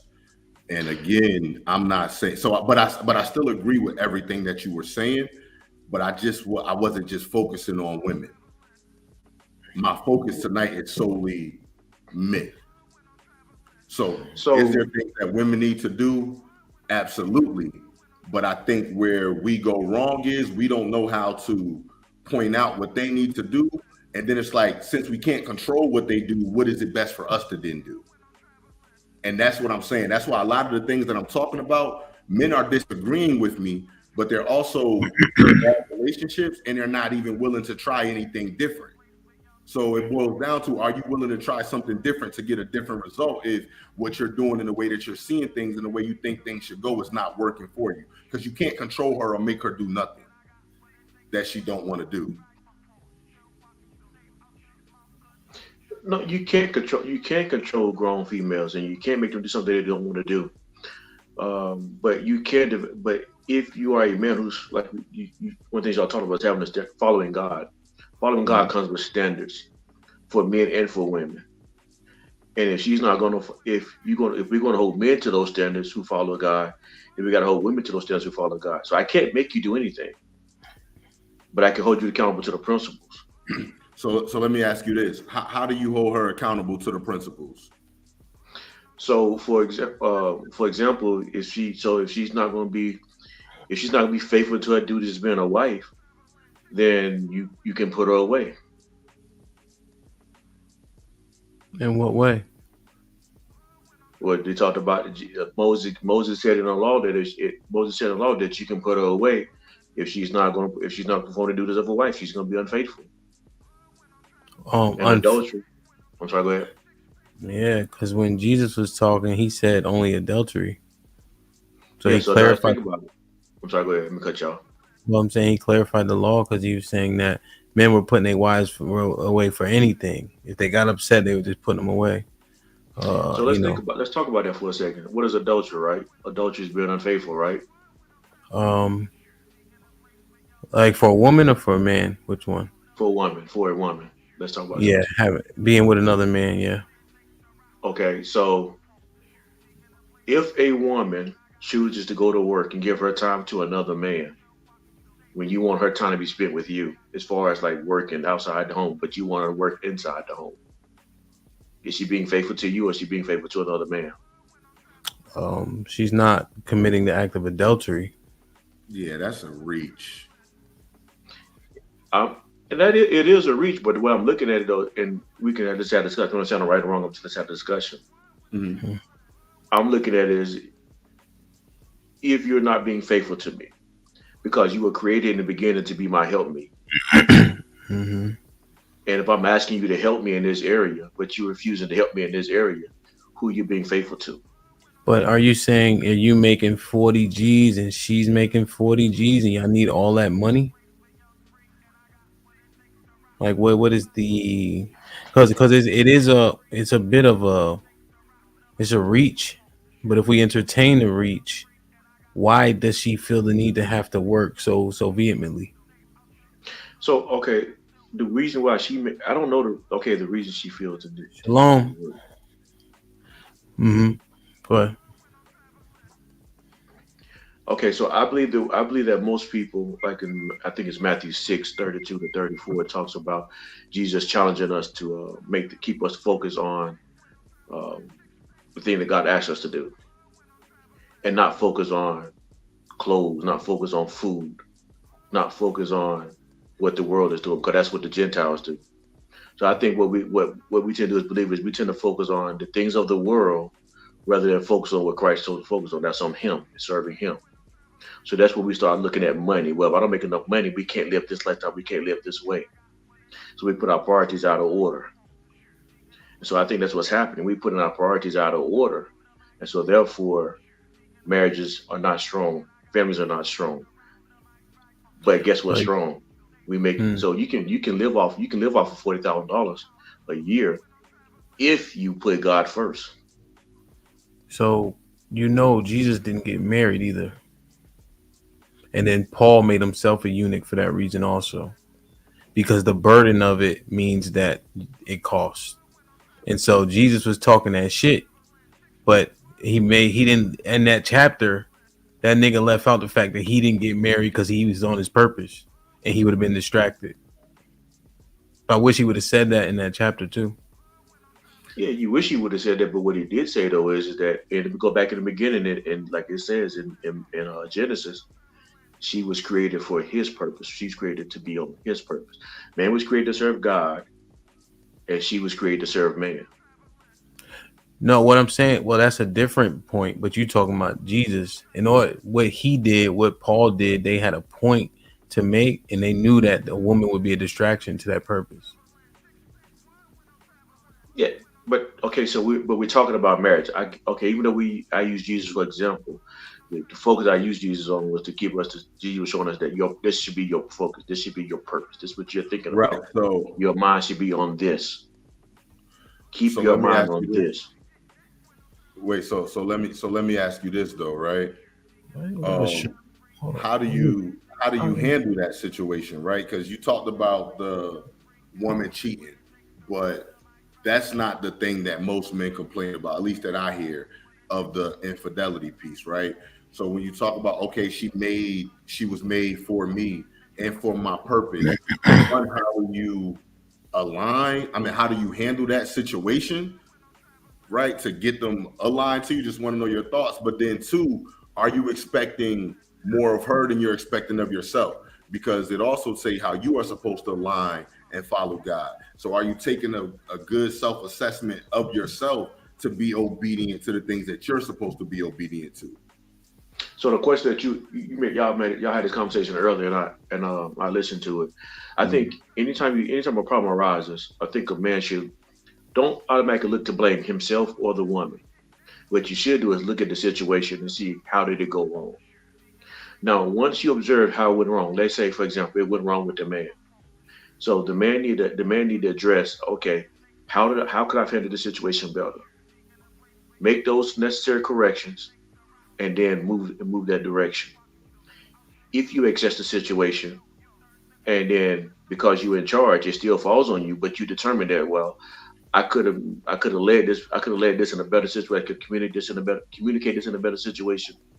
But then still sees that, well, she did something wrong in this situation.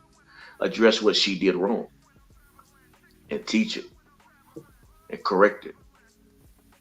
So how do you correct it and teach it, and how do you know which way to do it, right? Because even when we give our kids correction, right, sometimes we may spank them, sometimes it's going to be a yelling, sometimes it's pulling them off to the side, sometimes it's in a joking manner. Do you feel like men are equipped to know which method to use in which situation? Well, so that's when most men have to be able to sit back and observe the person's nature, observe their behavior, observe what things they react to. So once you learn a person's nature, you'll learn how to teach and how to correct what they respond to, what they won't respond to. And then sometimes you're gonna find some things that they just, because of the challenge is too great for them. But trying to raise your hand and go ahead and say something. So if the challenge is too great, maybe some challenge that may be too great for the individual to step up to, it may require a little bit more patience. Mm-hmm.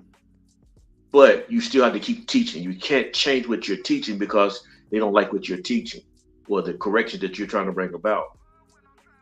But you have to stay in it. You have to stay consistent with it. So do you feel like this, and this is my last question that you could jump in here. Do you feel like not you included, or it definitely includes yourself, but with the majority of men, with the way you just broke that thing down and how you need to be strategic with teaching and keep doing it, with the way that men are pressing women, do you feel like they keep the same energy in terms of pressing themselves to be aligned with what God says, since we're talking about, Christ? I don't think most men in today's society don't have a standard of principle that they live by. No, I'm talking about the men. I'm just talking about the men who say the Bible. So based off of the men who you come into contact with who say they believe in the Bible, do you feel like they keep the same energy that they try to hold their wife to, those standards? Do you feel like they hold the same standards for themselves?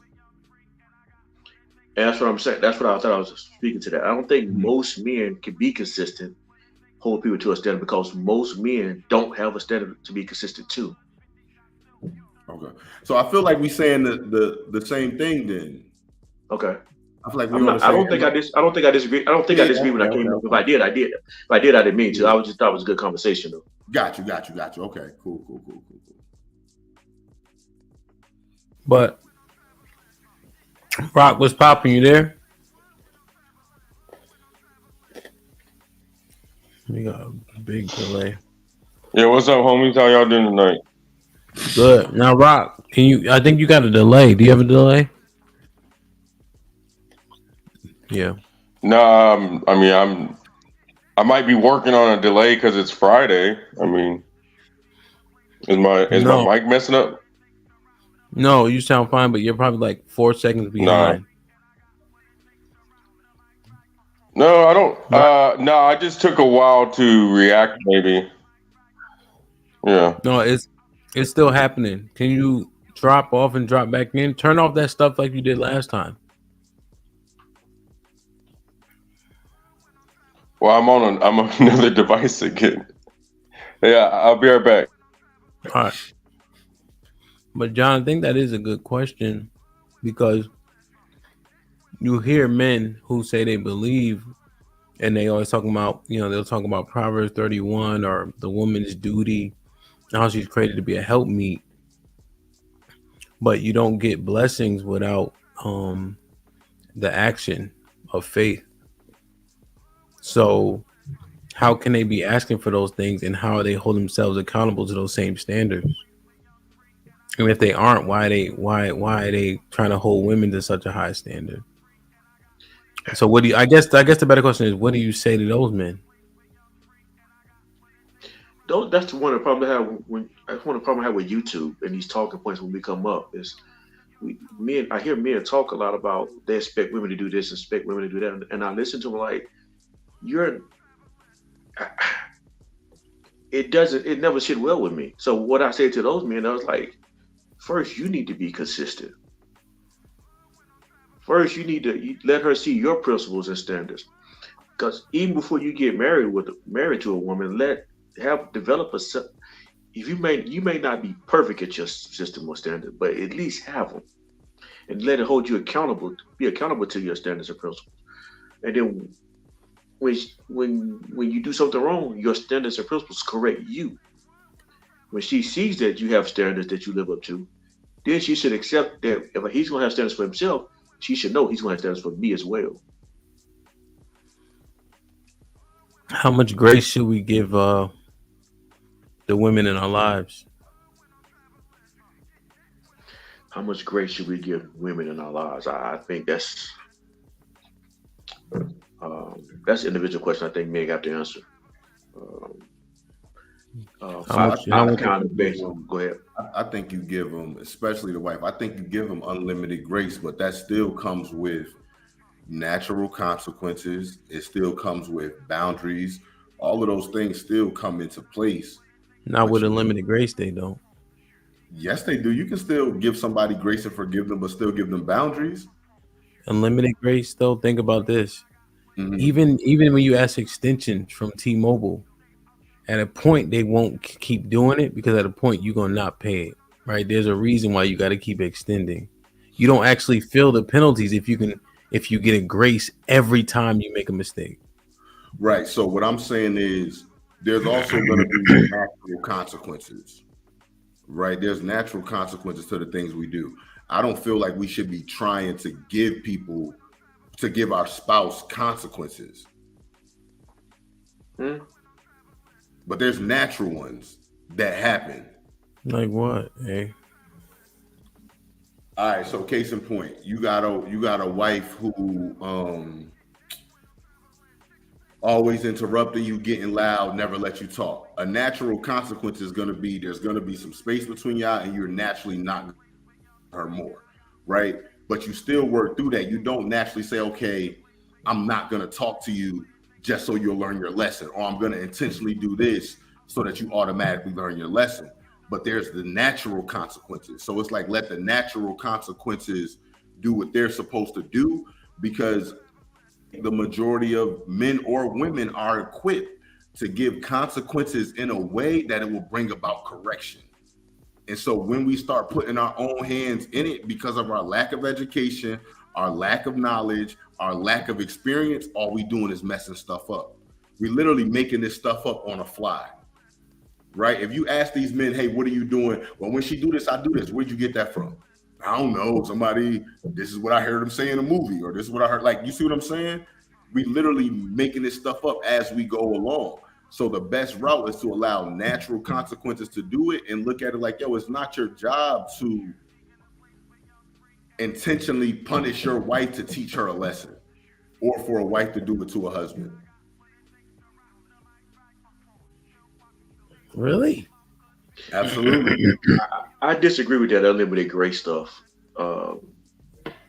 Maybe I can use a different word for it. I don't know. Yeah, that's crazy. When I think unlimited grace, I'd look at it from a standpoint of continuing to work to forgive the person. And I feel like when you truly humble and you realize how much you fuck up, who are you not to really forgive somebody, right? Like, I've done a lot of fucked up shit in my life, yo. A lot of it. A lot of it. So, Mr. White, I can agree with you. We all make a lot of mistakes, right? But there comes a point in time where you will be held accountable for your mistakes. Grace will run out. Grace will run out. By who though? By who? Okay, if I go out there and break the law 10 times out of 10 and I get caught, I'm gonna the first 9 times, okay, maybe I get caught the first 9 times, but I get caught the 10th time. Grace ran out.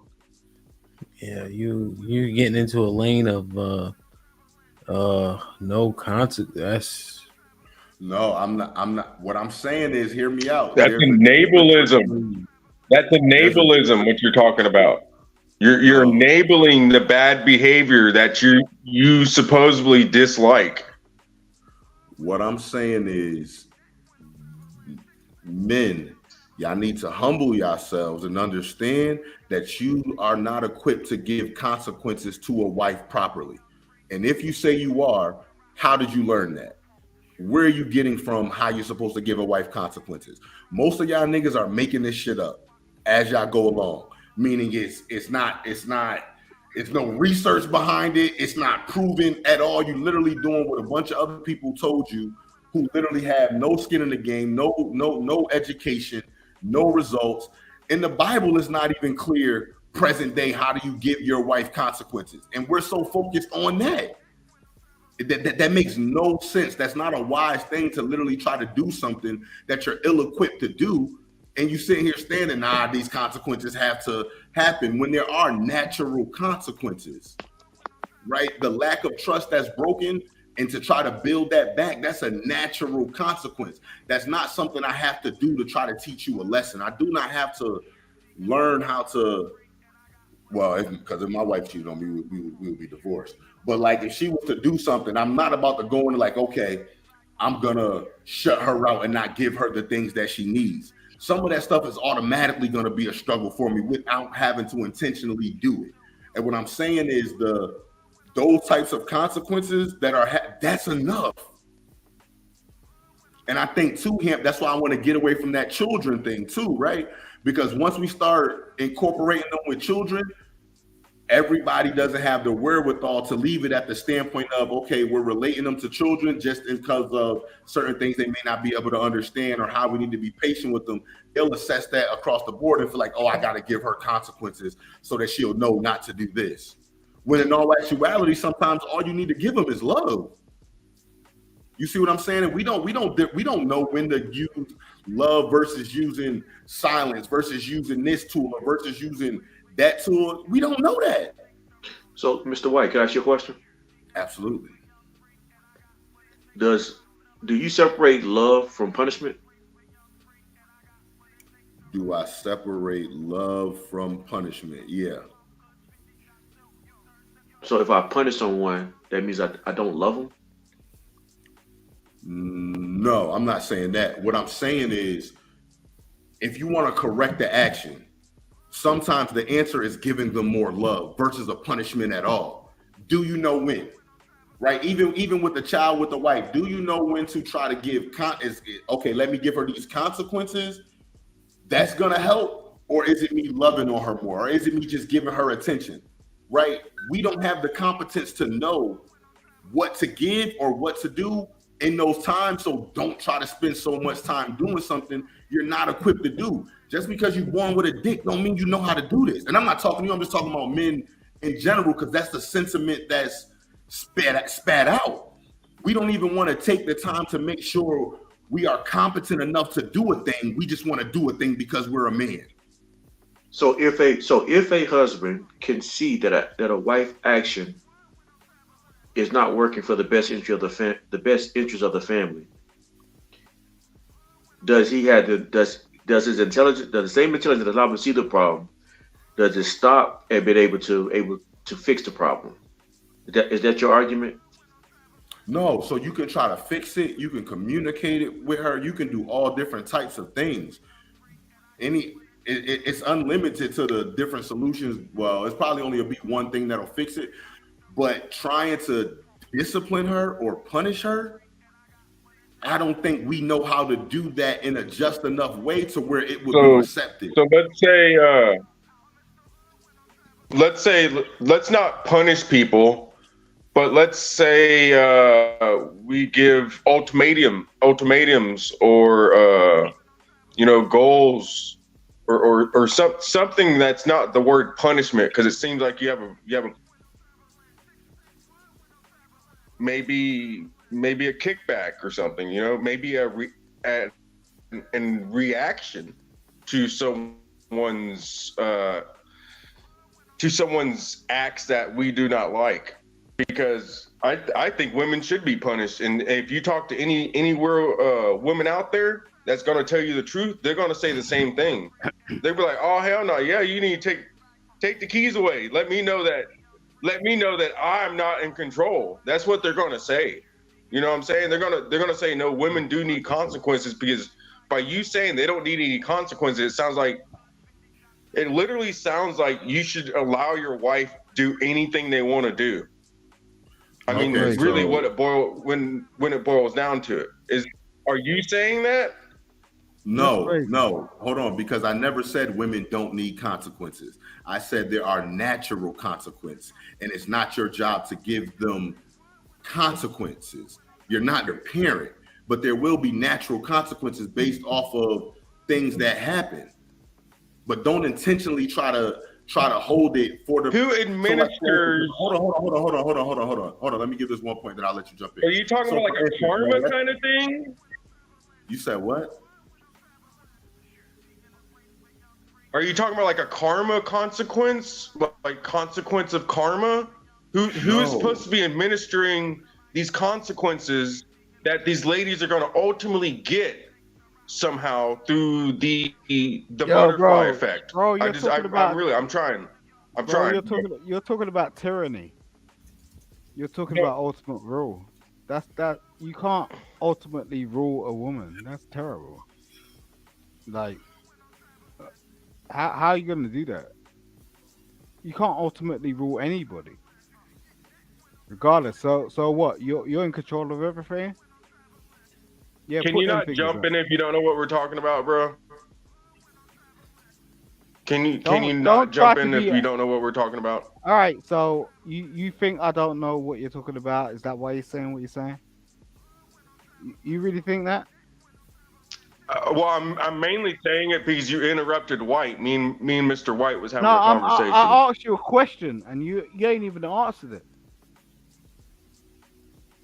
Do you remember my question? Who cares about your question because you're out of line? Oh, so it's Who about cares Karen, about right? your question? You're out of line, bro. All right. So I was talking to Mr. White. Nah, hold on. I came up here to talk to Mr. White. I didn't come up here to talk to you. Yeah, hold on, because we're not doing that this episode. Hold on, we're not doing that this episode. I really came up here with a purpose, right? So let's bring it back in. So what I need you to try to do, what is it? The blackish cracker. I might not be using the best words, but I need you just to try to like listen, right? Like work with me. When I say a natural consequence, right? So for example, let's say you got I'm a business owner, and that's another thing.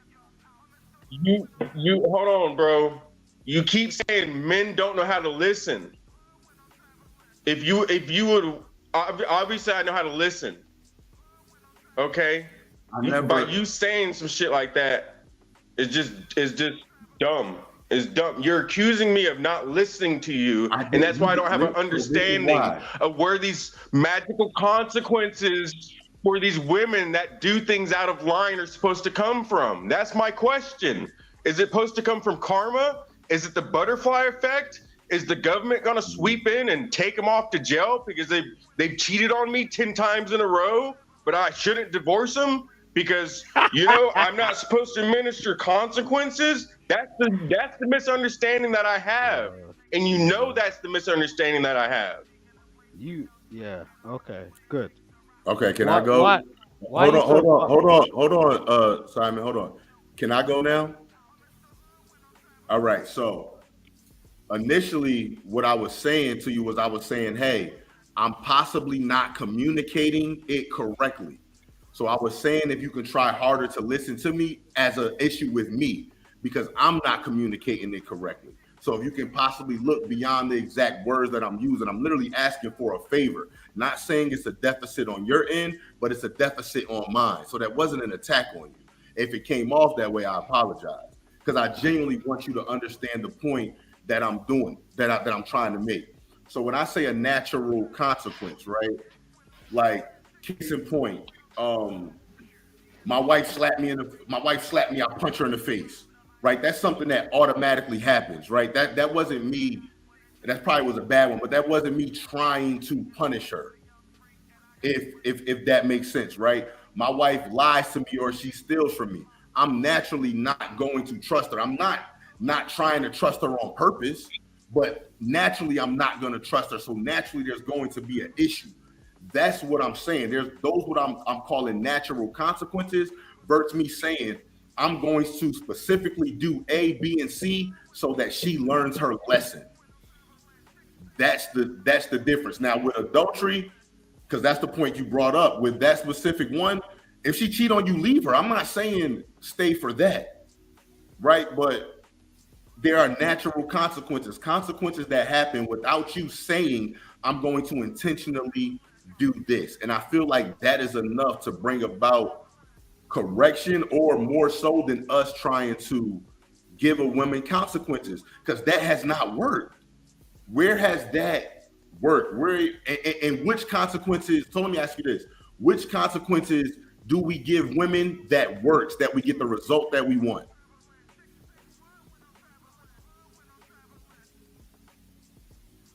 What do we give them when they do what we want? No, what consequence do we give a woman? What I'm saying is, what consequence do we give women? And when we give them that consequence, there's a changed behavior.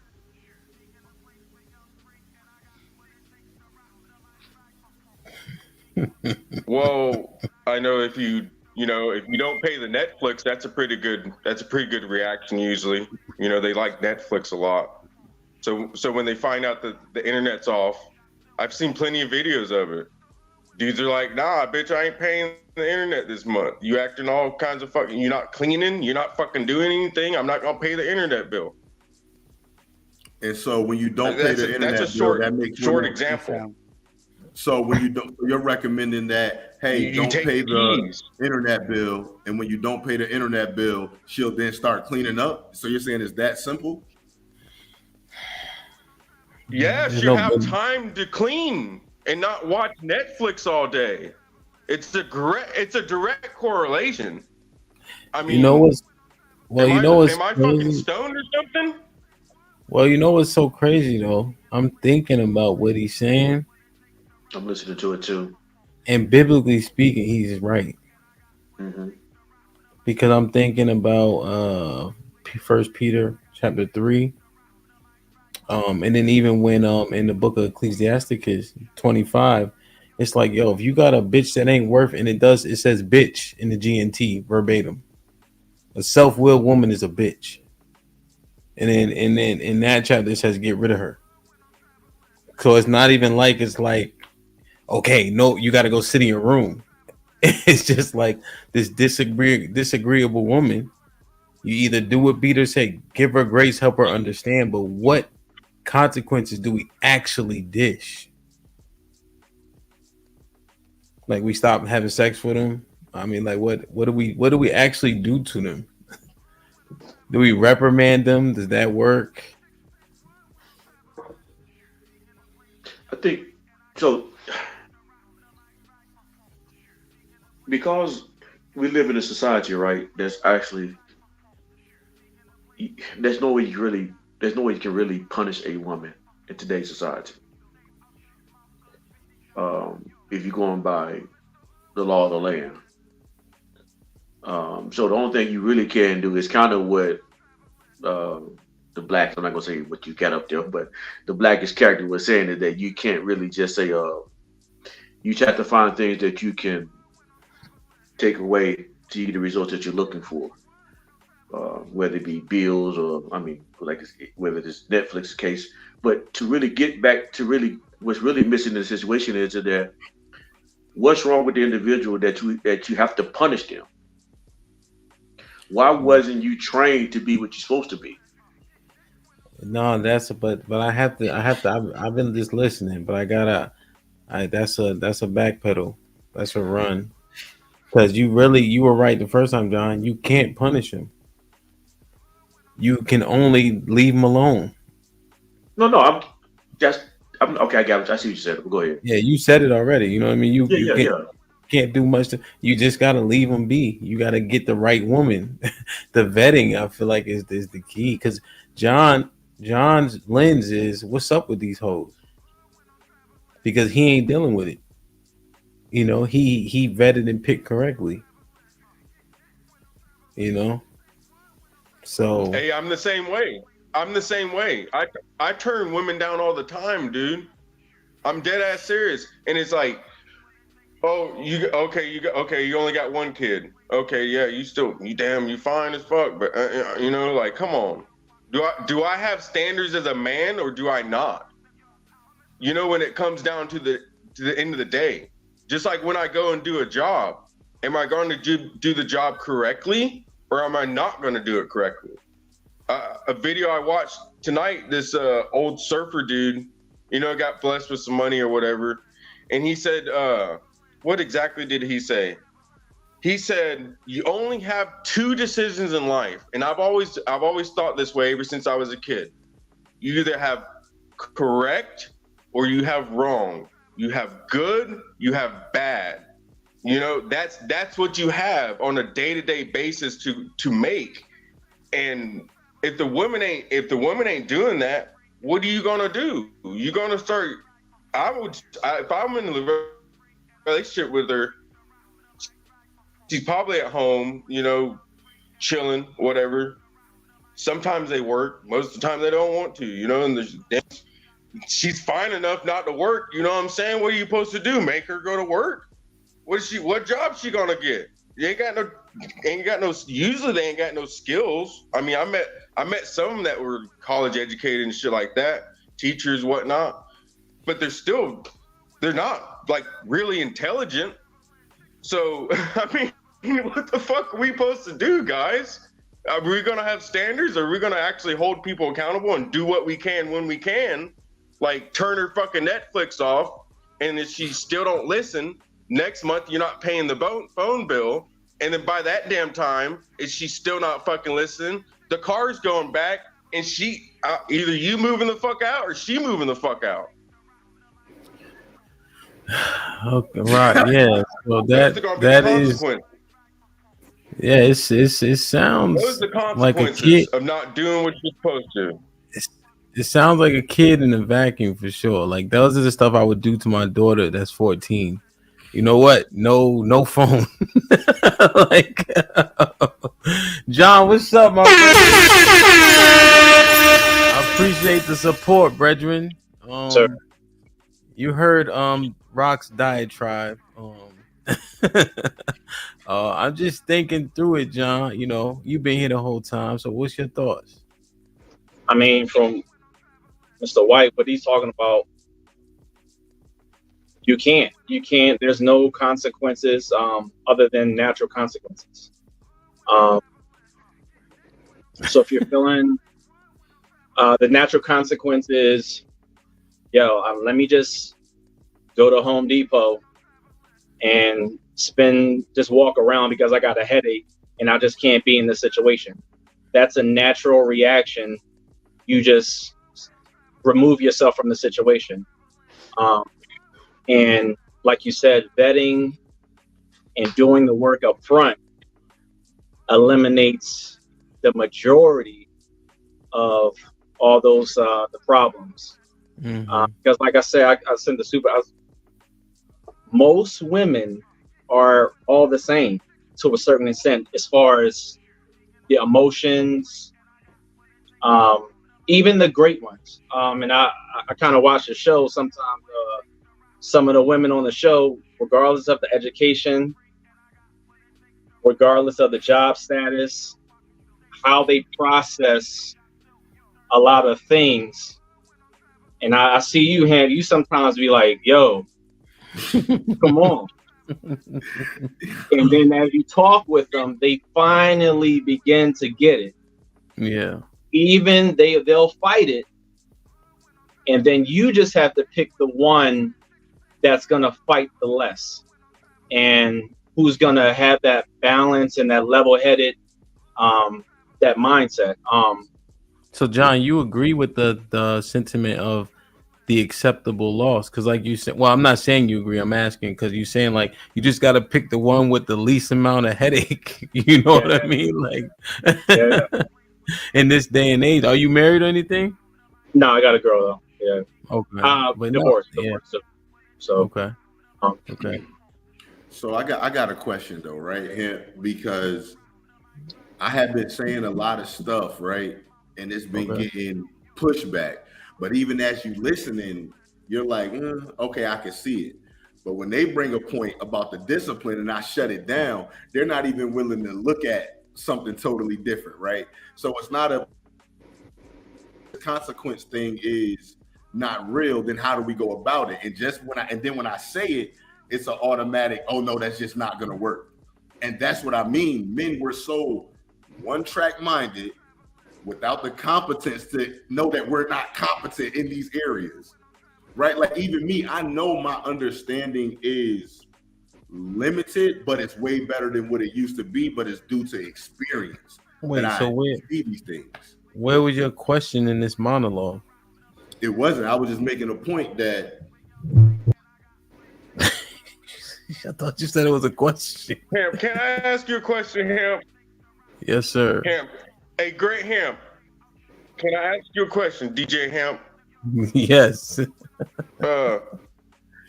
Let's say your wife pisses you off. Mm-hmm. Is one of your first reactions to go around Home Depot and scratch your head and think about things, or Lowe's, or like a home store or some sort, like a Home Depot or Lowe's or somewhere like that? Look at power tools. I'm just wondering if that's a natural reaction to something like that, because I don't think that would be a natural reaction for me, because I'm always going to Home Depot and stuff already for work. I go and buy stuff and use it to build stuff So I'm just wondering if that's a natural reaction. I'm sorry if that was a mini diatribe. I guess you might want to ask Jonathan. Like, why don't you just ask him why he suggested that? I mean, it's not really so much about the Home Depot. I'm or trying to. I'm the black Hold sheep on. out right now. I'm the black sheep out. I don't go to Home Depot You when I'm gotta upset. delay though, I'm Rock. wondering because John and the other Mr. White, that is their reaction when they get upset with their wives. That's one of their natural reactions. They go to Home Depot or Lowe's and they walk around. I'm just wondering, is that your natural reaction also? Because I'm the black sheep out right now. I'm feeling a little uncomfortable, to be honest. Hey, Rock. Okay. So no, that's not my natural reaction. Go ahead, John. Yeah, it's not so much about the Lowe's or the Home Depot. It's more so about, it could be the gym. It could be, let me just go in the basement and just be by myself to have my thoughts, to gather my thoughts. Naturally, we want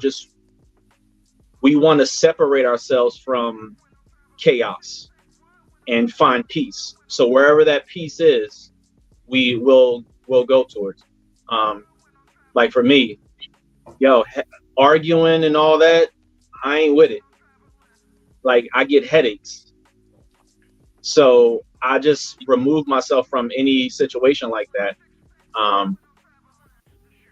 and find a space where I'm comfortable. That's all. That's what you're saying. Now, John, question. Naturally, she's gonna feel something's wrong, something's missing, something's whatever. So I think that's kind of what Mr. White was talking about.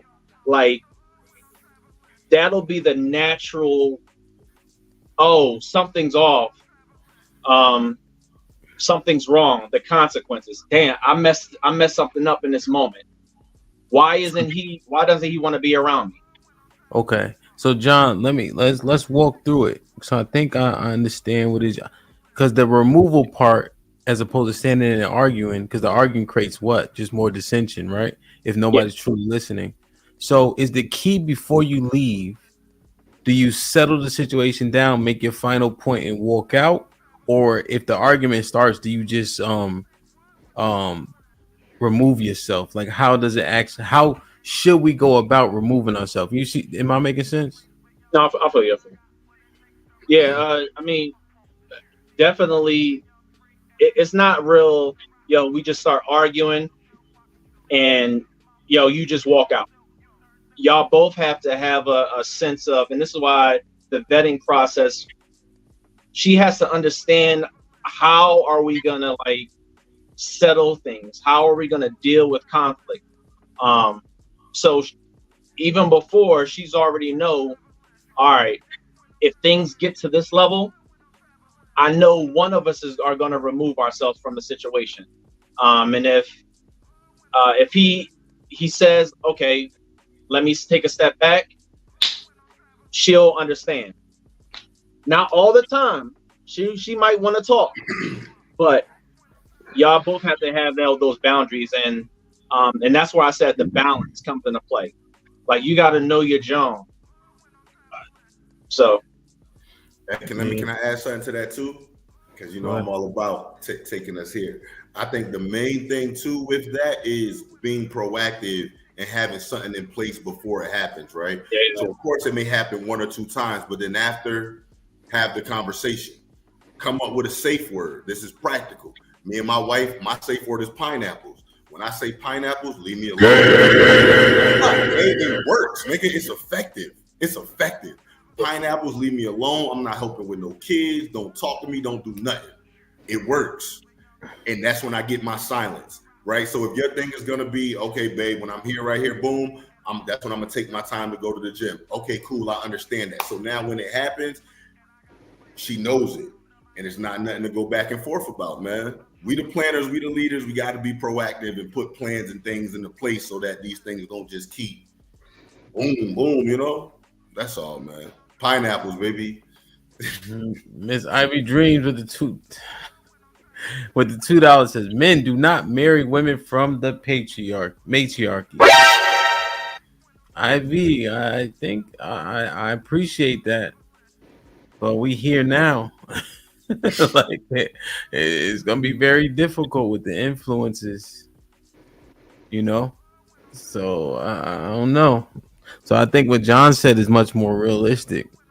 You find the least problematic one, you know. And we just got to do our best to set guidelines and rules, but you know, people waver, you know. And I think representatives last longer than I think a lot of people give them credit for. You know, as you level up in a relationship, the comfort levels go up, and then what starts to happen? You I know? think naturally, like the world, the world is full of is full of sin. It's full of the world is dying. So like we're all the influences, social media, the friends, and I said earlier, like fathers not being present, truly teaching women how to communicate and deal with men. It's always going to be in a balance. So, question, John, you a father? Yeah. What? You a daughter? Yeah. Yeah. What would you guys do? You got 7 daughters? What'd you say? No. Just one. Oh, say. So what would you guys do? Your daughter's married, and her husband like treated her like a snow globe one day, like shook her up. You know what I'm saying? Yoked her up. Yeah. She comes to the crib and tell you, what's your first response?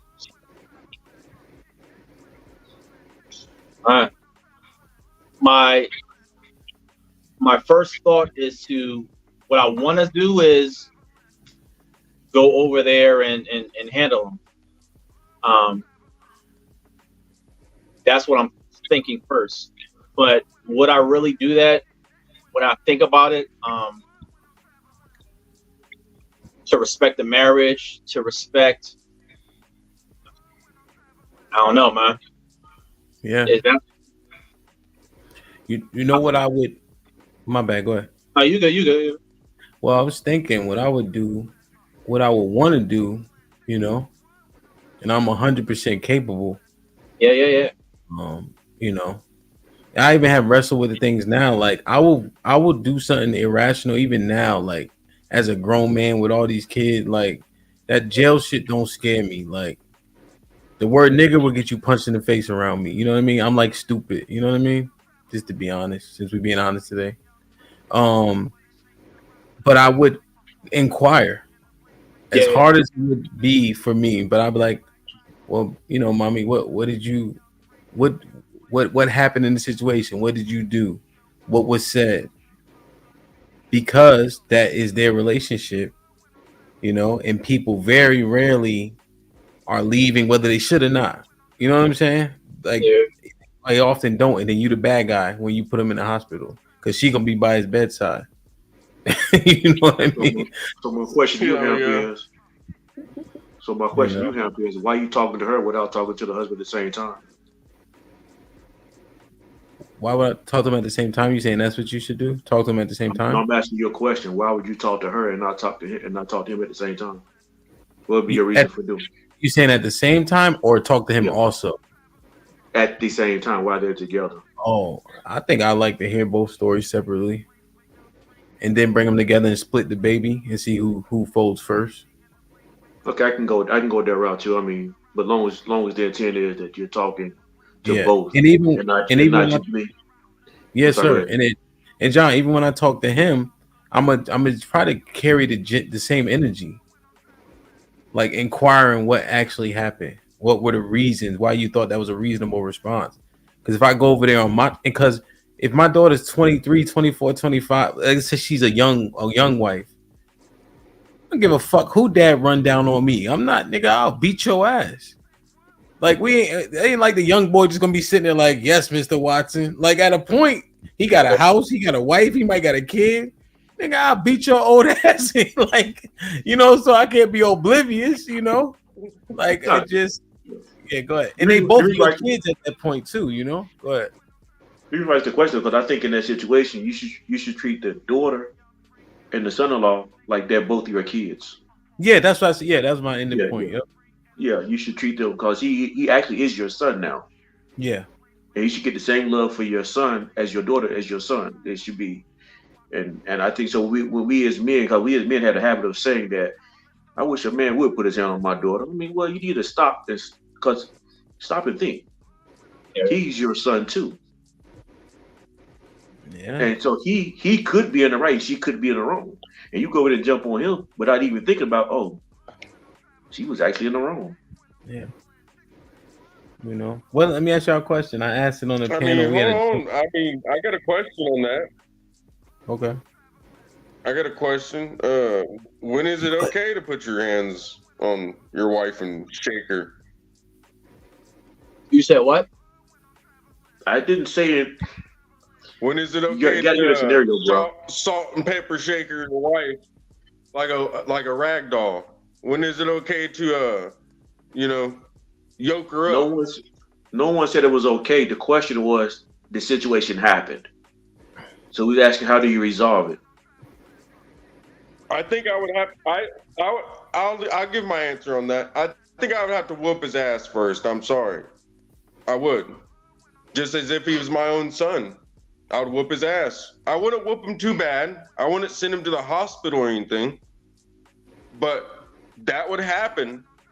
And then, over the course of him healing, we'd have deep conversations on why you should never do that unless your life is actually threatened. That's the only time I feel like it's okay to yoke a bitch up. If you know what I mean. Did you hear what we said before that though? Did you understand that? What if she was in the wrong? Yeah. Oh yeah. And then what if she was in the wrong? She could have been slapping him and whooping his ass. Yeah. Yeah. What if she was in the wrong? Yeah. What if she was in the wrong? You go over there to beat him up. Well, if your daughter's gonna come over there on some lying bullshit, and her story's gonna be, I didn't do anything wrong. He just yoked me up. If that's what her story is going to be, and she was lying, damn. Might as well go to Jerry Springer. So according to your words, is the baby his? I mean. All right, bro. You got a delay. Go ahead, John. So according to your words, standards are standards. So according to your words, she was in the wrong. You beat him up for no reason. I'll beat him up a little bit. Okay. Yeah, I'll beat him up. Yeah, I don't care. Maybe she would never lie to me again about some stupid shit. I'd be like, look what you made me did. I mean, I'm not talking about whooping, like really hurting him or nothing. That's nothing a grown man, bro. Just a little ass whooping. Now what if he beat you up though? Man, when I fight, I do what I want. Okay? And that's just what it is. When grown men meet me, they understand that there's other things out there. And that makes me understand. I've never judged a book by its cover. You can't do that shit. You know what I'm saying? So, but basically it comes back down to her lying to the father about what actually happened. And I'm sorry if I'm not trying to toot a horn or anything, but I don't think my people would do that to me. If you know what I'm saying, because it's really easy to tell the truth. It's hard to tell a lie. So why are they going to come over to me and lie to me? Rock, real quick. What if he whooped your ass? Is it just whooped? Oh no, he ain't gonna whoop my ass. I know. No. In the hypothetical, if he whooped your ass, is it just whooped? I'm sorry. Right. I mean, I guess you won. I guess we're gonna have to talk or something. Yeah, we still gotta have the conversation. It's still gonna conversation's still gonna happen. We still gonna hammer shit out. But I don't. But the bottom line is, I say good luck for him. I got you. The bottom line is this is extremely complicated. Hold on, Rock. The bottom line is it's extremely complicated, you know. I just wish there were more right answers than answers that make you ask more questions. You know, I think my takeaway is you know, what John was saying, I have to do a better job of like removing myself, because sometimes I'm just like the answers, the replies I get, I'm like, that's not a that reply doesn't is incoherent to what I said. You know, it's almost like a no, you shut up. You know what I mean? Like kids used to do. Like I'm like, no, that didn't fit right there. Yeah. You know, and like he said, a place that gives you peace. You know, one thing I stopped doing that I think I need to start doing is start playing like flag football again. You know, because it's such like a great outlet. There's like camaraderie. You get a little bit of contact. You know, just all those things. And then you get that release. You know, something like that though. That's You what I know, said, right? That's what I told you to. I think everything is like, it's all doable. And it's just finding the one. All going to be emotional, but finding the one who's able to, after you deal with everything, want to change. Those are the ones that's rare, because most people are stuck in their ways. You can't tell me nothing. I know more than you. Blah blah blah. But if they're willing to, okay, damn, why am I keep on reacting this way? That's something you can work with. Yeah. So that's all it is. Yeah, that's fair. John, what do you do? Both John, what do you do if she just will not concede? If she's just that worrisome? Yeah. Now, what if you don't see it until you get married? What do you do then? It's you got to deal with what you chose as a man. Oof.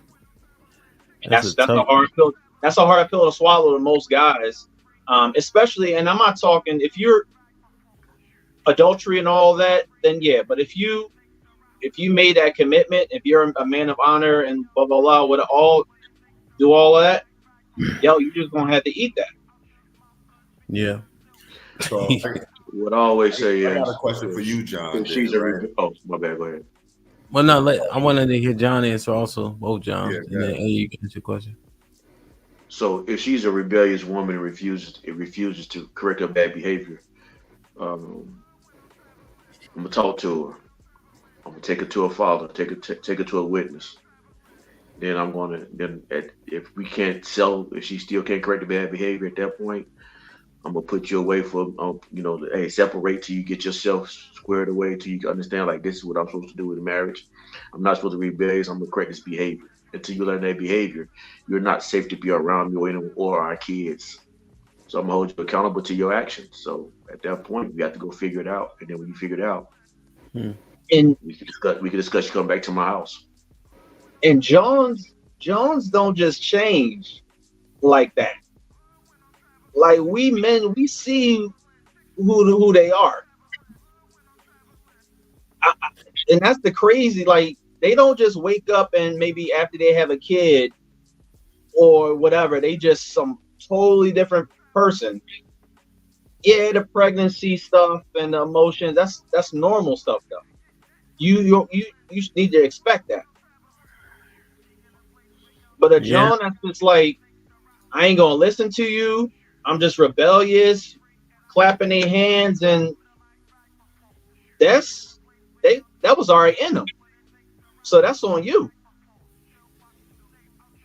Yeah. I mean, I'm sorry. Go ahead. Go ahead, John. Well, I mean, first of all, I'm not married to a woman like that anyway. I mean, if you're like that, we're not getting married. But I thought we speaking in general. There are some times where they may not be snapping their fingers crap, but they still refuse. They still could be rebellious another way. Whatever a way it appears, when she shows it, we're gonna try. We're gonna take 1 or 2 measures to correct it. We're gonna talk to you. We're gonna address it. Then we're gonna take it. We're gonna take it to a witness. Let them hear what's going on. And if you still don't correct it, then you go live over here till you figure it out. Yeah. Before Adrian asked the question, my bad. I thought you were done. No, I'm good. I'm good. Yeah, but Jonathan is on it, man. So we have. I think we have. I think men have good discernment, good foresight, and so you see it, right? But then you start to fall in love, right? The cheeks is good, all this other shit. You say, yo, the pros outweigh the cons, right? It just because it's 6 pros to 3 cons, but you don't put the right amount of weight on the cons. You know, even though it's 3, that shit weigh 100 pounds. All the pros only add up to 90 pounds. You know, but because you want all those things that make you smile, you forget it. You ignore the things that make you cry. You know what I mean? That's real shit, though, man. Yeah. Nah, you see it. Go ahead, Mr. White. Oh, I don't even remember my question, but that was just so real, right? Because when you look at the things that niggas complain about, we didn't even think this would even be an issue. But it's because, like you said, we value the wrong things early on.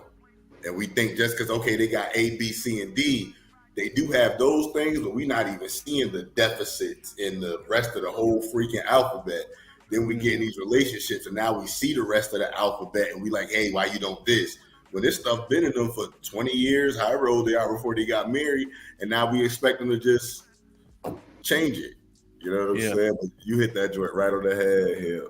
All that does is put up a mirror and show you like who you are. Because if you're choosing a woman like that and you missing all the red flags and whatever, you're lacking something. You've missed something. You haven't developed something. For you to even step into that situation and find it appealing. Come on, Jonathan. Yeah. Yo, John, so you accountability is crazy. And the reality is most men, I'm gonna just keep it real, we lack a lot. And we like kind of put it on women and they have their thing, but we miss a lot in our character and who we are. Yeah, no, that's real shit. And you guys agree with this sentiment that your woman, let me see if I can articulate it correctly. Your woman of you and what you do can reflect on her. Is that right, you think? Or am I playing semantics? Say that again. Your woman is a reflection of you, but what you do can reflect on her. Yeah, that's spot on. I like that. Yes. Okay. Yes. Because I don't think we're not a reflection of them. You know what I mean? But at the same time, if you eating out all the time, motherfucker like, man, his wife can't cook for shit. You know what I mean? Like, yeah.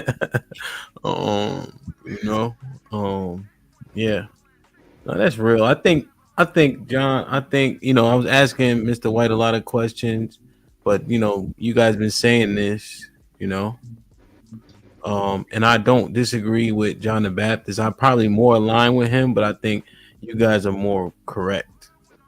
Like, we are charged with a certain level of, like you said, we don't get the equity, right? There's an acceptable loss. We got to pick the best, not to ignore things. And if we ignore them, that's on us. I wish we could dish out more consequences, but what are they? But this whole conversation has been a conversation from the negative, right? Not from the positive. Because in the sense of like, said it. What do you mean, John? What you mean? So the reason why I say this is because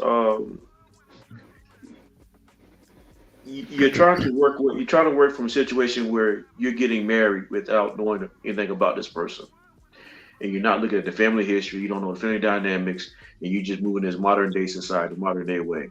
It puts you at a negative because most men haven't been trained to be a husband, and most women haven't been trained to be a wife. And so now that you're together, you're trying to figure this out. and you missed most people, like it's like how other Jonathan was saying, you didn't even consider the flags, you didn't consider the negative things, how much what the consequence would be down the road, 10, 15 years down the road after you've been married. Mm-hmm. So But John, go ahead. Question: are we negative or are we being realistic? Right? Because even though we're operating from a deficit, I don't think we're having a negative lens. We're just saying what's out here and what's actual. No, when I say negative, I'm saying you're working from a negative position, not so much Like a as deficit. Okay, yeah, like a deficit. yeah, Okay, yeah. Okay. Yeah, you're right. It's not ideal. It's not the perfect. It's not. It's not the best scenario to start off a relationship or a marriage. Okay. Yeah, I agree. So what we're trying to do, we're trying to outwork the deficit without even knowing what the deficit is. Gotcha. So I got a question then, right? So since it's men stuck in it and they can't do nothing, how do we start to change this cycle for younger men before they are married, so that they are identifying these things, so that when they get married, they're not working from a deficit? Because because that's one thing I don't agree with, in terms of that it's an automatic deficit with the woman that you align with. So how do y'all feel about that? Yeah, if you don't have standards. I'm sorry, I didn't catch the beginning of what you said, Mr. White. Okay, so let me ask a question first then. I didn't catch the beginning of what you said. I didn't catch the beginning of what you said. I don't even remember. That's what I was going to ask. Okay. So when a man and a woman get married, he was asking what young men. Go ahead, Mr. White. Before, because my initial question was, what do we do for like younger men before they get married, so that they're not getting in these relationships to where they're starting from a deficit, right? So whether it's a deficit because they haven't been trained, but also one of the comments that Hemp was making was that some men feel like once you get married, you're automatically going to be at a deficit just by being married, right? So where it's going to come with some negative that you're going to automatically have to deal with, and that you're going to have to dish out more than you will receive. Is that something that y'all believe? Or do you feel like you gain more than you dish, than you deposit into the marriage? Like, what are y'all thoughts on that? I think you're gonna dish out more than you receive. But for me, and it's just me personally, I think you're supposed to, because it's a man. We're built different. Yeah, foundation, respect, and all that. That's cool. But I don't want the same thing that she's getting, because I'm better, I'm bigger, I'm stronger. God, man, shit, woman, child. You know what I mean? So I just think it's not supposed to be some crazy where we dying crazy early, but just in general, our charges, like, pressure is built for shoulders. You know what I mean? So not hips. So I think once men can finally begin to grow and take accountability as far as who they are as a man, they're not going to be looking at, man, she's not doing that. They're going to be like, yo, me, why am I not doing this? Or why am I dealing with this? Or what's broken or not up to par within myself? So that's just me. What was the question before John Baptist goes? I just want to know the question. And so what, you asked the question, right? Yeah, I combined what standards should young men have? Okay. Go ahead, John. What standards should young men have so they don't fall for the same problems that everyone else is having nowadays? What standards should young men have? That was the question. Okay. To answer that question, I know for definitely that this situation in modern day times is always going to be a deficit, because we're in a period of transition where there's no certain men roles anymore, and there are no more certain women roles anymore, and so therefore it's always going to be a deficit because you're trying to reshape something that you're trying to change something into something. You're trying to change marriage into something new, but this thing that you're changing it to, there's no rules, there's no standard, there's no expectation. You're still trying to figure it out. You're writing the rules as you go. So you asking me a question? How do we put men in a position to where they won't work from a negative going forward? What standard can we teach them? I can teach my way, but every time I teach my way, it's traditional. We don't want to do it this way anymore. Yeah. Okay. Wait, hold on. So I got one. So I don't feel like I don't believe that that's true, but I think that's an issue because I feel like if you coming in thinking, dang, I'm gonna have to put more into this marriage than it's gonna be beneficial, you already kind of coming into it negative. No, it's always it's going to be beneficial. We can just accept the fact that Part hey, being I'm a gonna lose man. more in this thing and it still be okay versus feeling like That's a man. or is it a way we value different things? Go ahead. So this is why I say, okay, so I'm gonna talk about what I know. Yeah, yeah. Hold on. Can I talk for a second? Go ahead, Rob. May I? Go ahead, Rob. For whatever reason, it infuriates me that we're even on the subject of what men need to do in order to not be with whores that are going to take our money and fuck our friends. Like the old saying.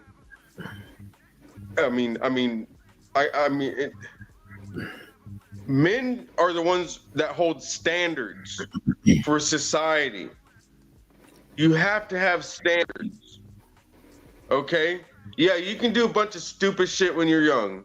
But when you're about 25 years old, you need to fucking, even before that, get your shit together. Make sure you're as independent as possible. And then you can move on and search out the cream of the crop. That's what men are supposed to be doing. I mean, there's some, of course, we're still gonna have the bar flies and the club flies or whatever you want to call them. We don't need there's no fucking fixing those people. They're always going to be around. They've always been around. So I know we're not talking to those people, but the people that actually want to do something with their lives need to have standards for men and women. That's the number one thing. You have standards. Okay. You don't though. Yeah. The world doesn't. The world doesn't have. I do. My whole life. No, I'm not saying. I'm not saying you don't. But I'm just saying you mentioned the world. 18, I can say as soon as I turned 18, as soon as I became a man in the eyes of the law, I quit all my bullshit, and I continue. I got on fucking standards because I knew I was a man, right? Where you get this? Just like when you do stupid shit as a kid. Once you turn 18, you know you're a man. Hey, so Rob, I have standards. Do you all have standards? I'm guessing everyone on this panel have standards. Rob, when you turned 18, where'd you get the standards from?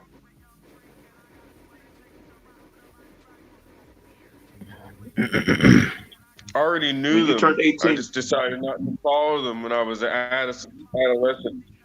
Where'd you get them from? I already knew what standards was. Where did it come from, though? Where did I get them from? Yeah. God. Okay. That's where all power comes from, right? God. I got you. So when you got those, you didn't do it before 18, but you did it after 18.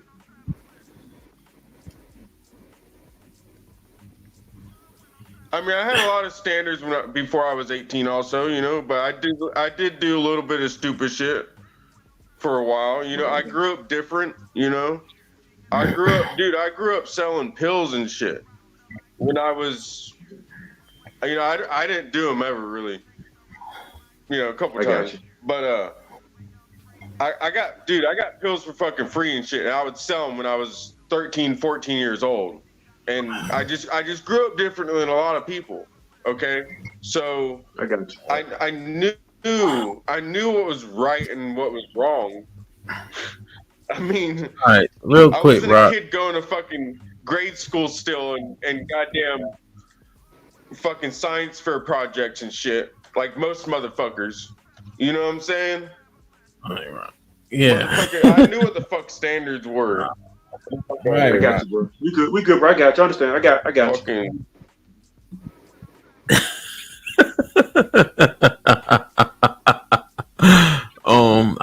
The standards, because of society, have weakened and lessened for all men.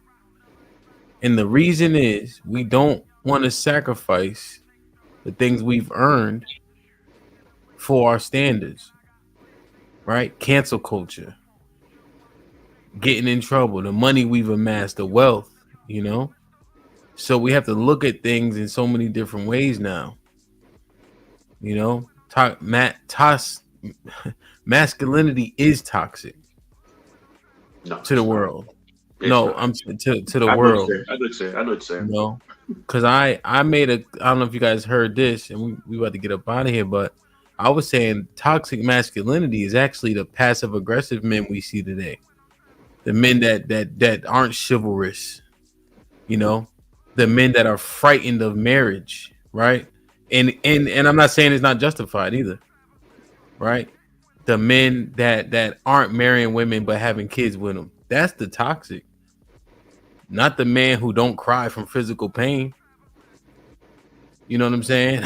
Like the men of yesteryear were they would be considered toxic because of how you know how toughness was touted. That's the shit that isn't toxic in my eyes, but that's the stuff that they would be called toxic. The man who crying and sharing his feelings, that's a toxic motherfucker. You know what I'm saying? With women. Now let's say us five was somewhere in a barbershop and we like, yo, bro, I'm dealing with X, Y, and Z. That's how we should do it.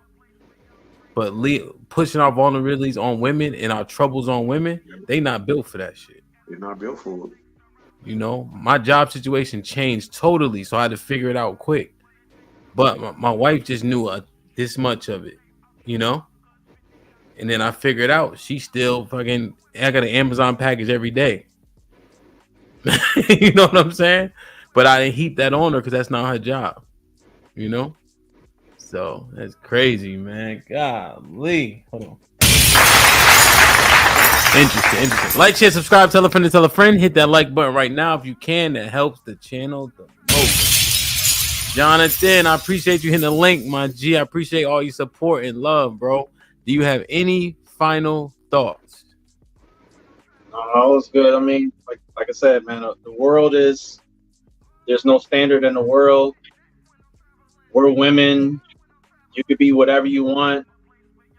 So you got to expect it to rub off on men and women and everybody to be confused about who they are, their roles, their responsibilities.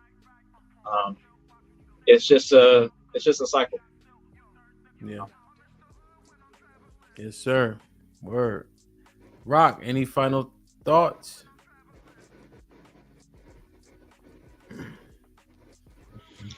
Yeah, I think men need to have standards, and the standards originate from God, which basically boils down to tell the truth. Don't be adulterous in your lies or your business or anything like that. But really, it is just setting goals for yourself, executing those goals, and then doing that process over and over again for your ultimate goal, which is as a man is to have a family. So that's what we need to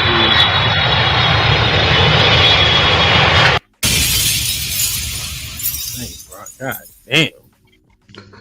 That's what we need to do as men, to have a family so we can build a legacy. And there's something that is left with our name that's going to continue and live on longer than us, because there's a lot of names dying out in the fucking streets every day, and my name ain't gonna die out. I know that. My name's gonna be around for a long time. All right. Good shit, Rock. Damn. John the Baptist, any final thoughts? Yeah. Prayer and fasting. We need a lot of it. Yeah. Nah, seriously, but men, you gotta have your standards. Look,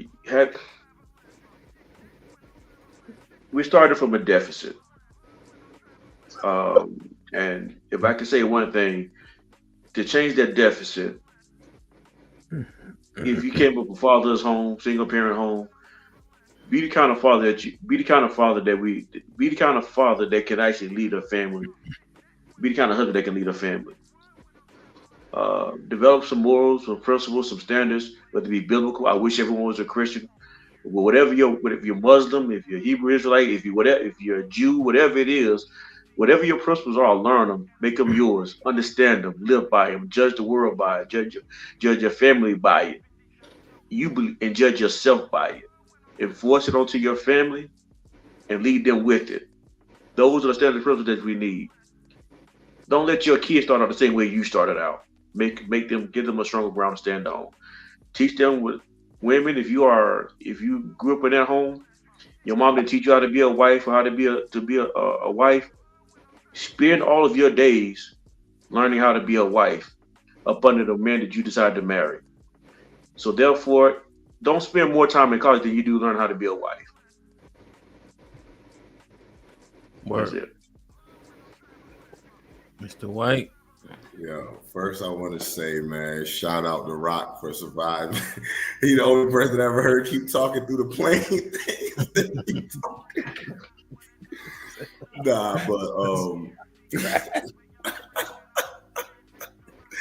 But seriously, fellas, I encourage men to become competent, guys. Don't just go based off of what people say. Don't just because somebody is making a saying and it makes sense, go with it. Do your research, right?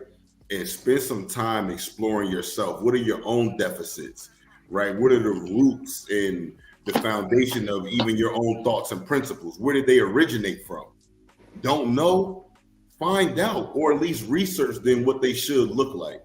So I really hope that what I really took away from everything that I was talking about is, one, assess yourself, start with yourself, but please become competent in the things that y'all are doing.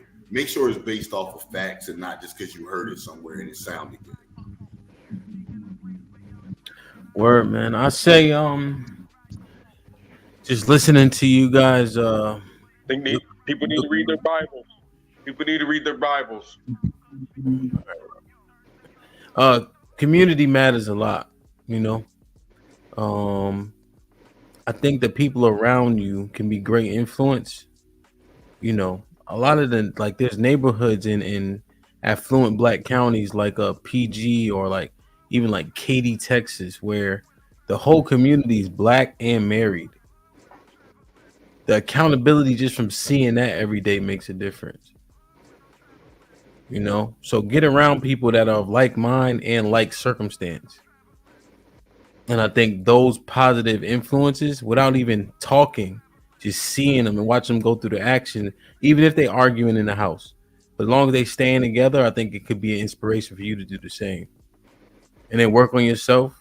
And, you know, like John said, like y'all said, pick the best woman and stand on your principles.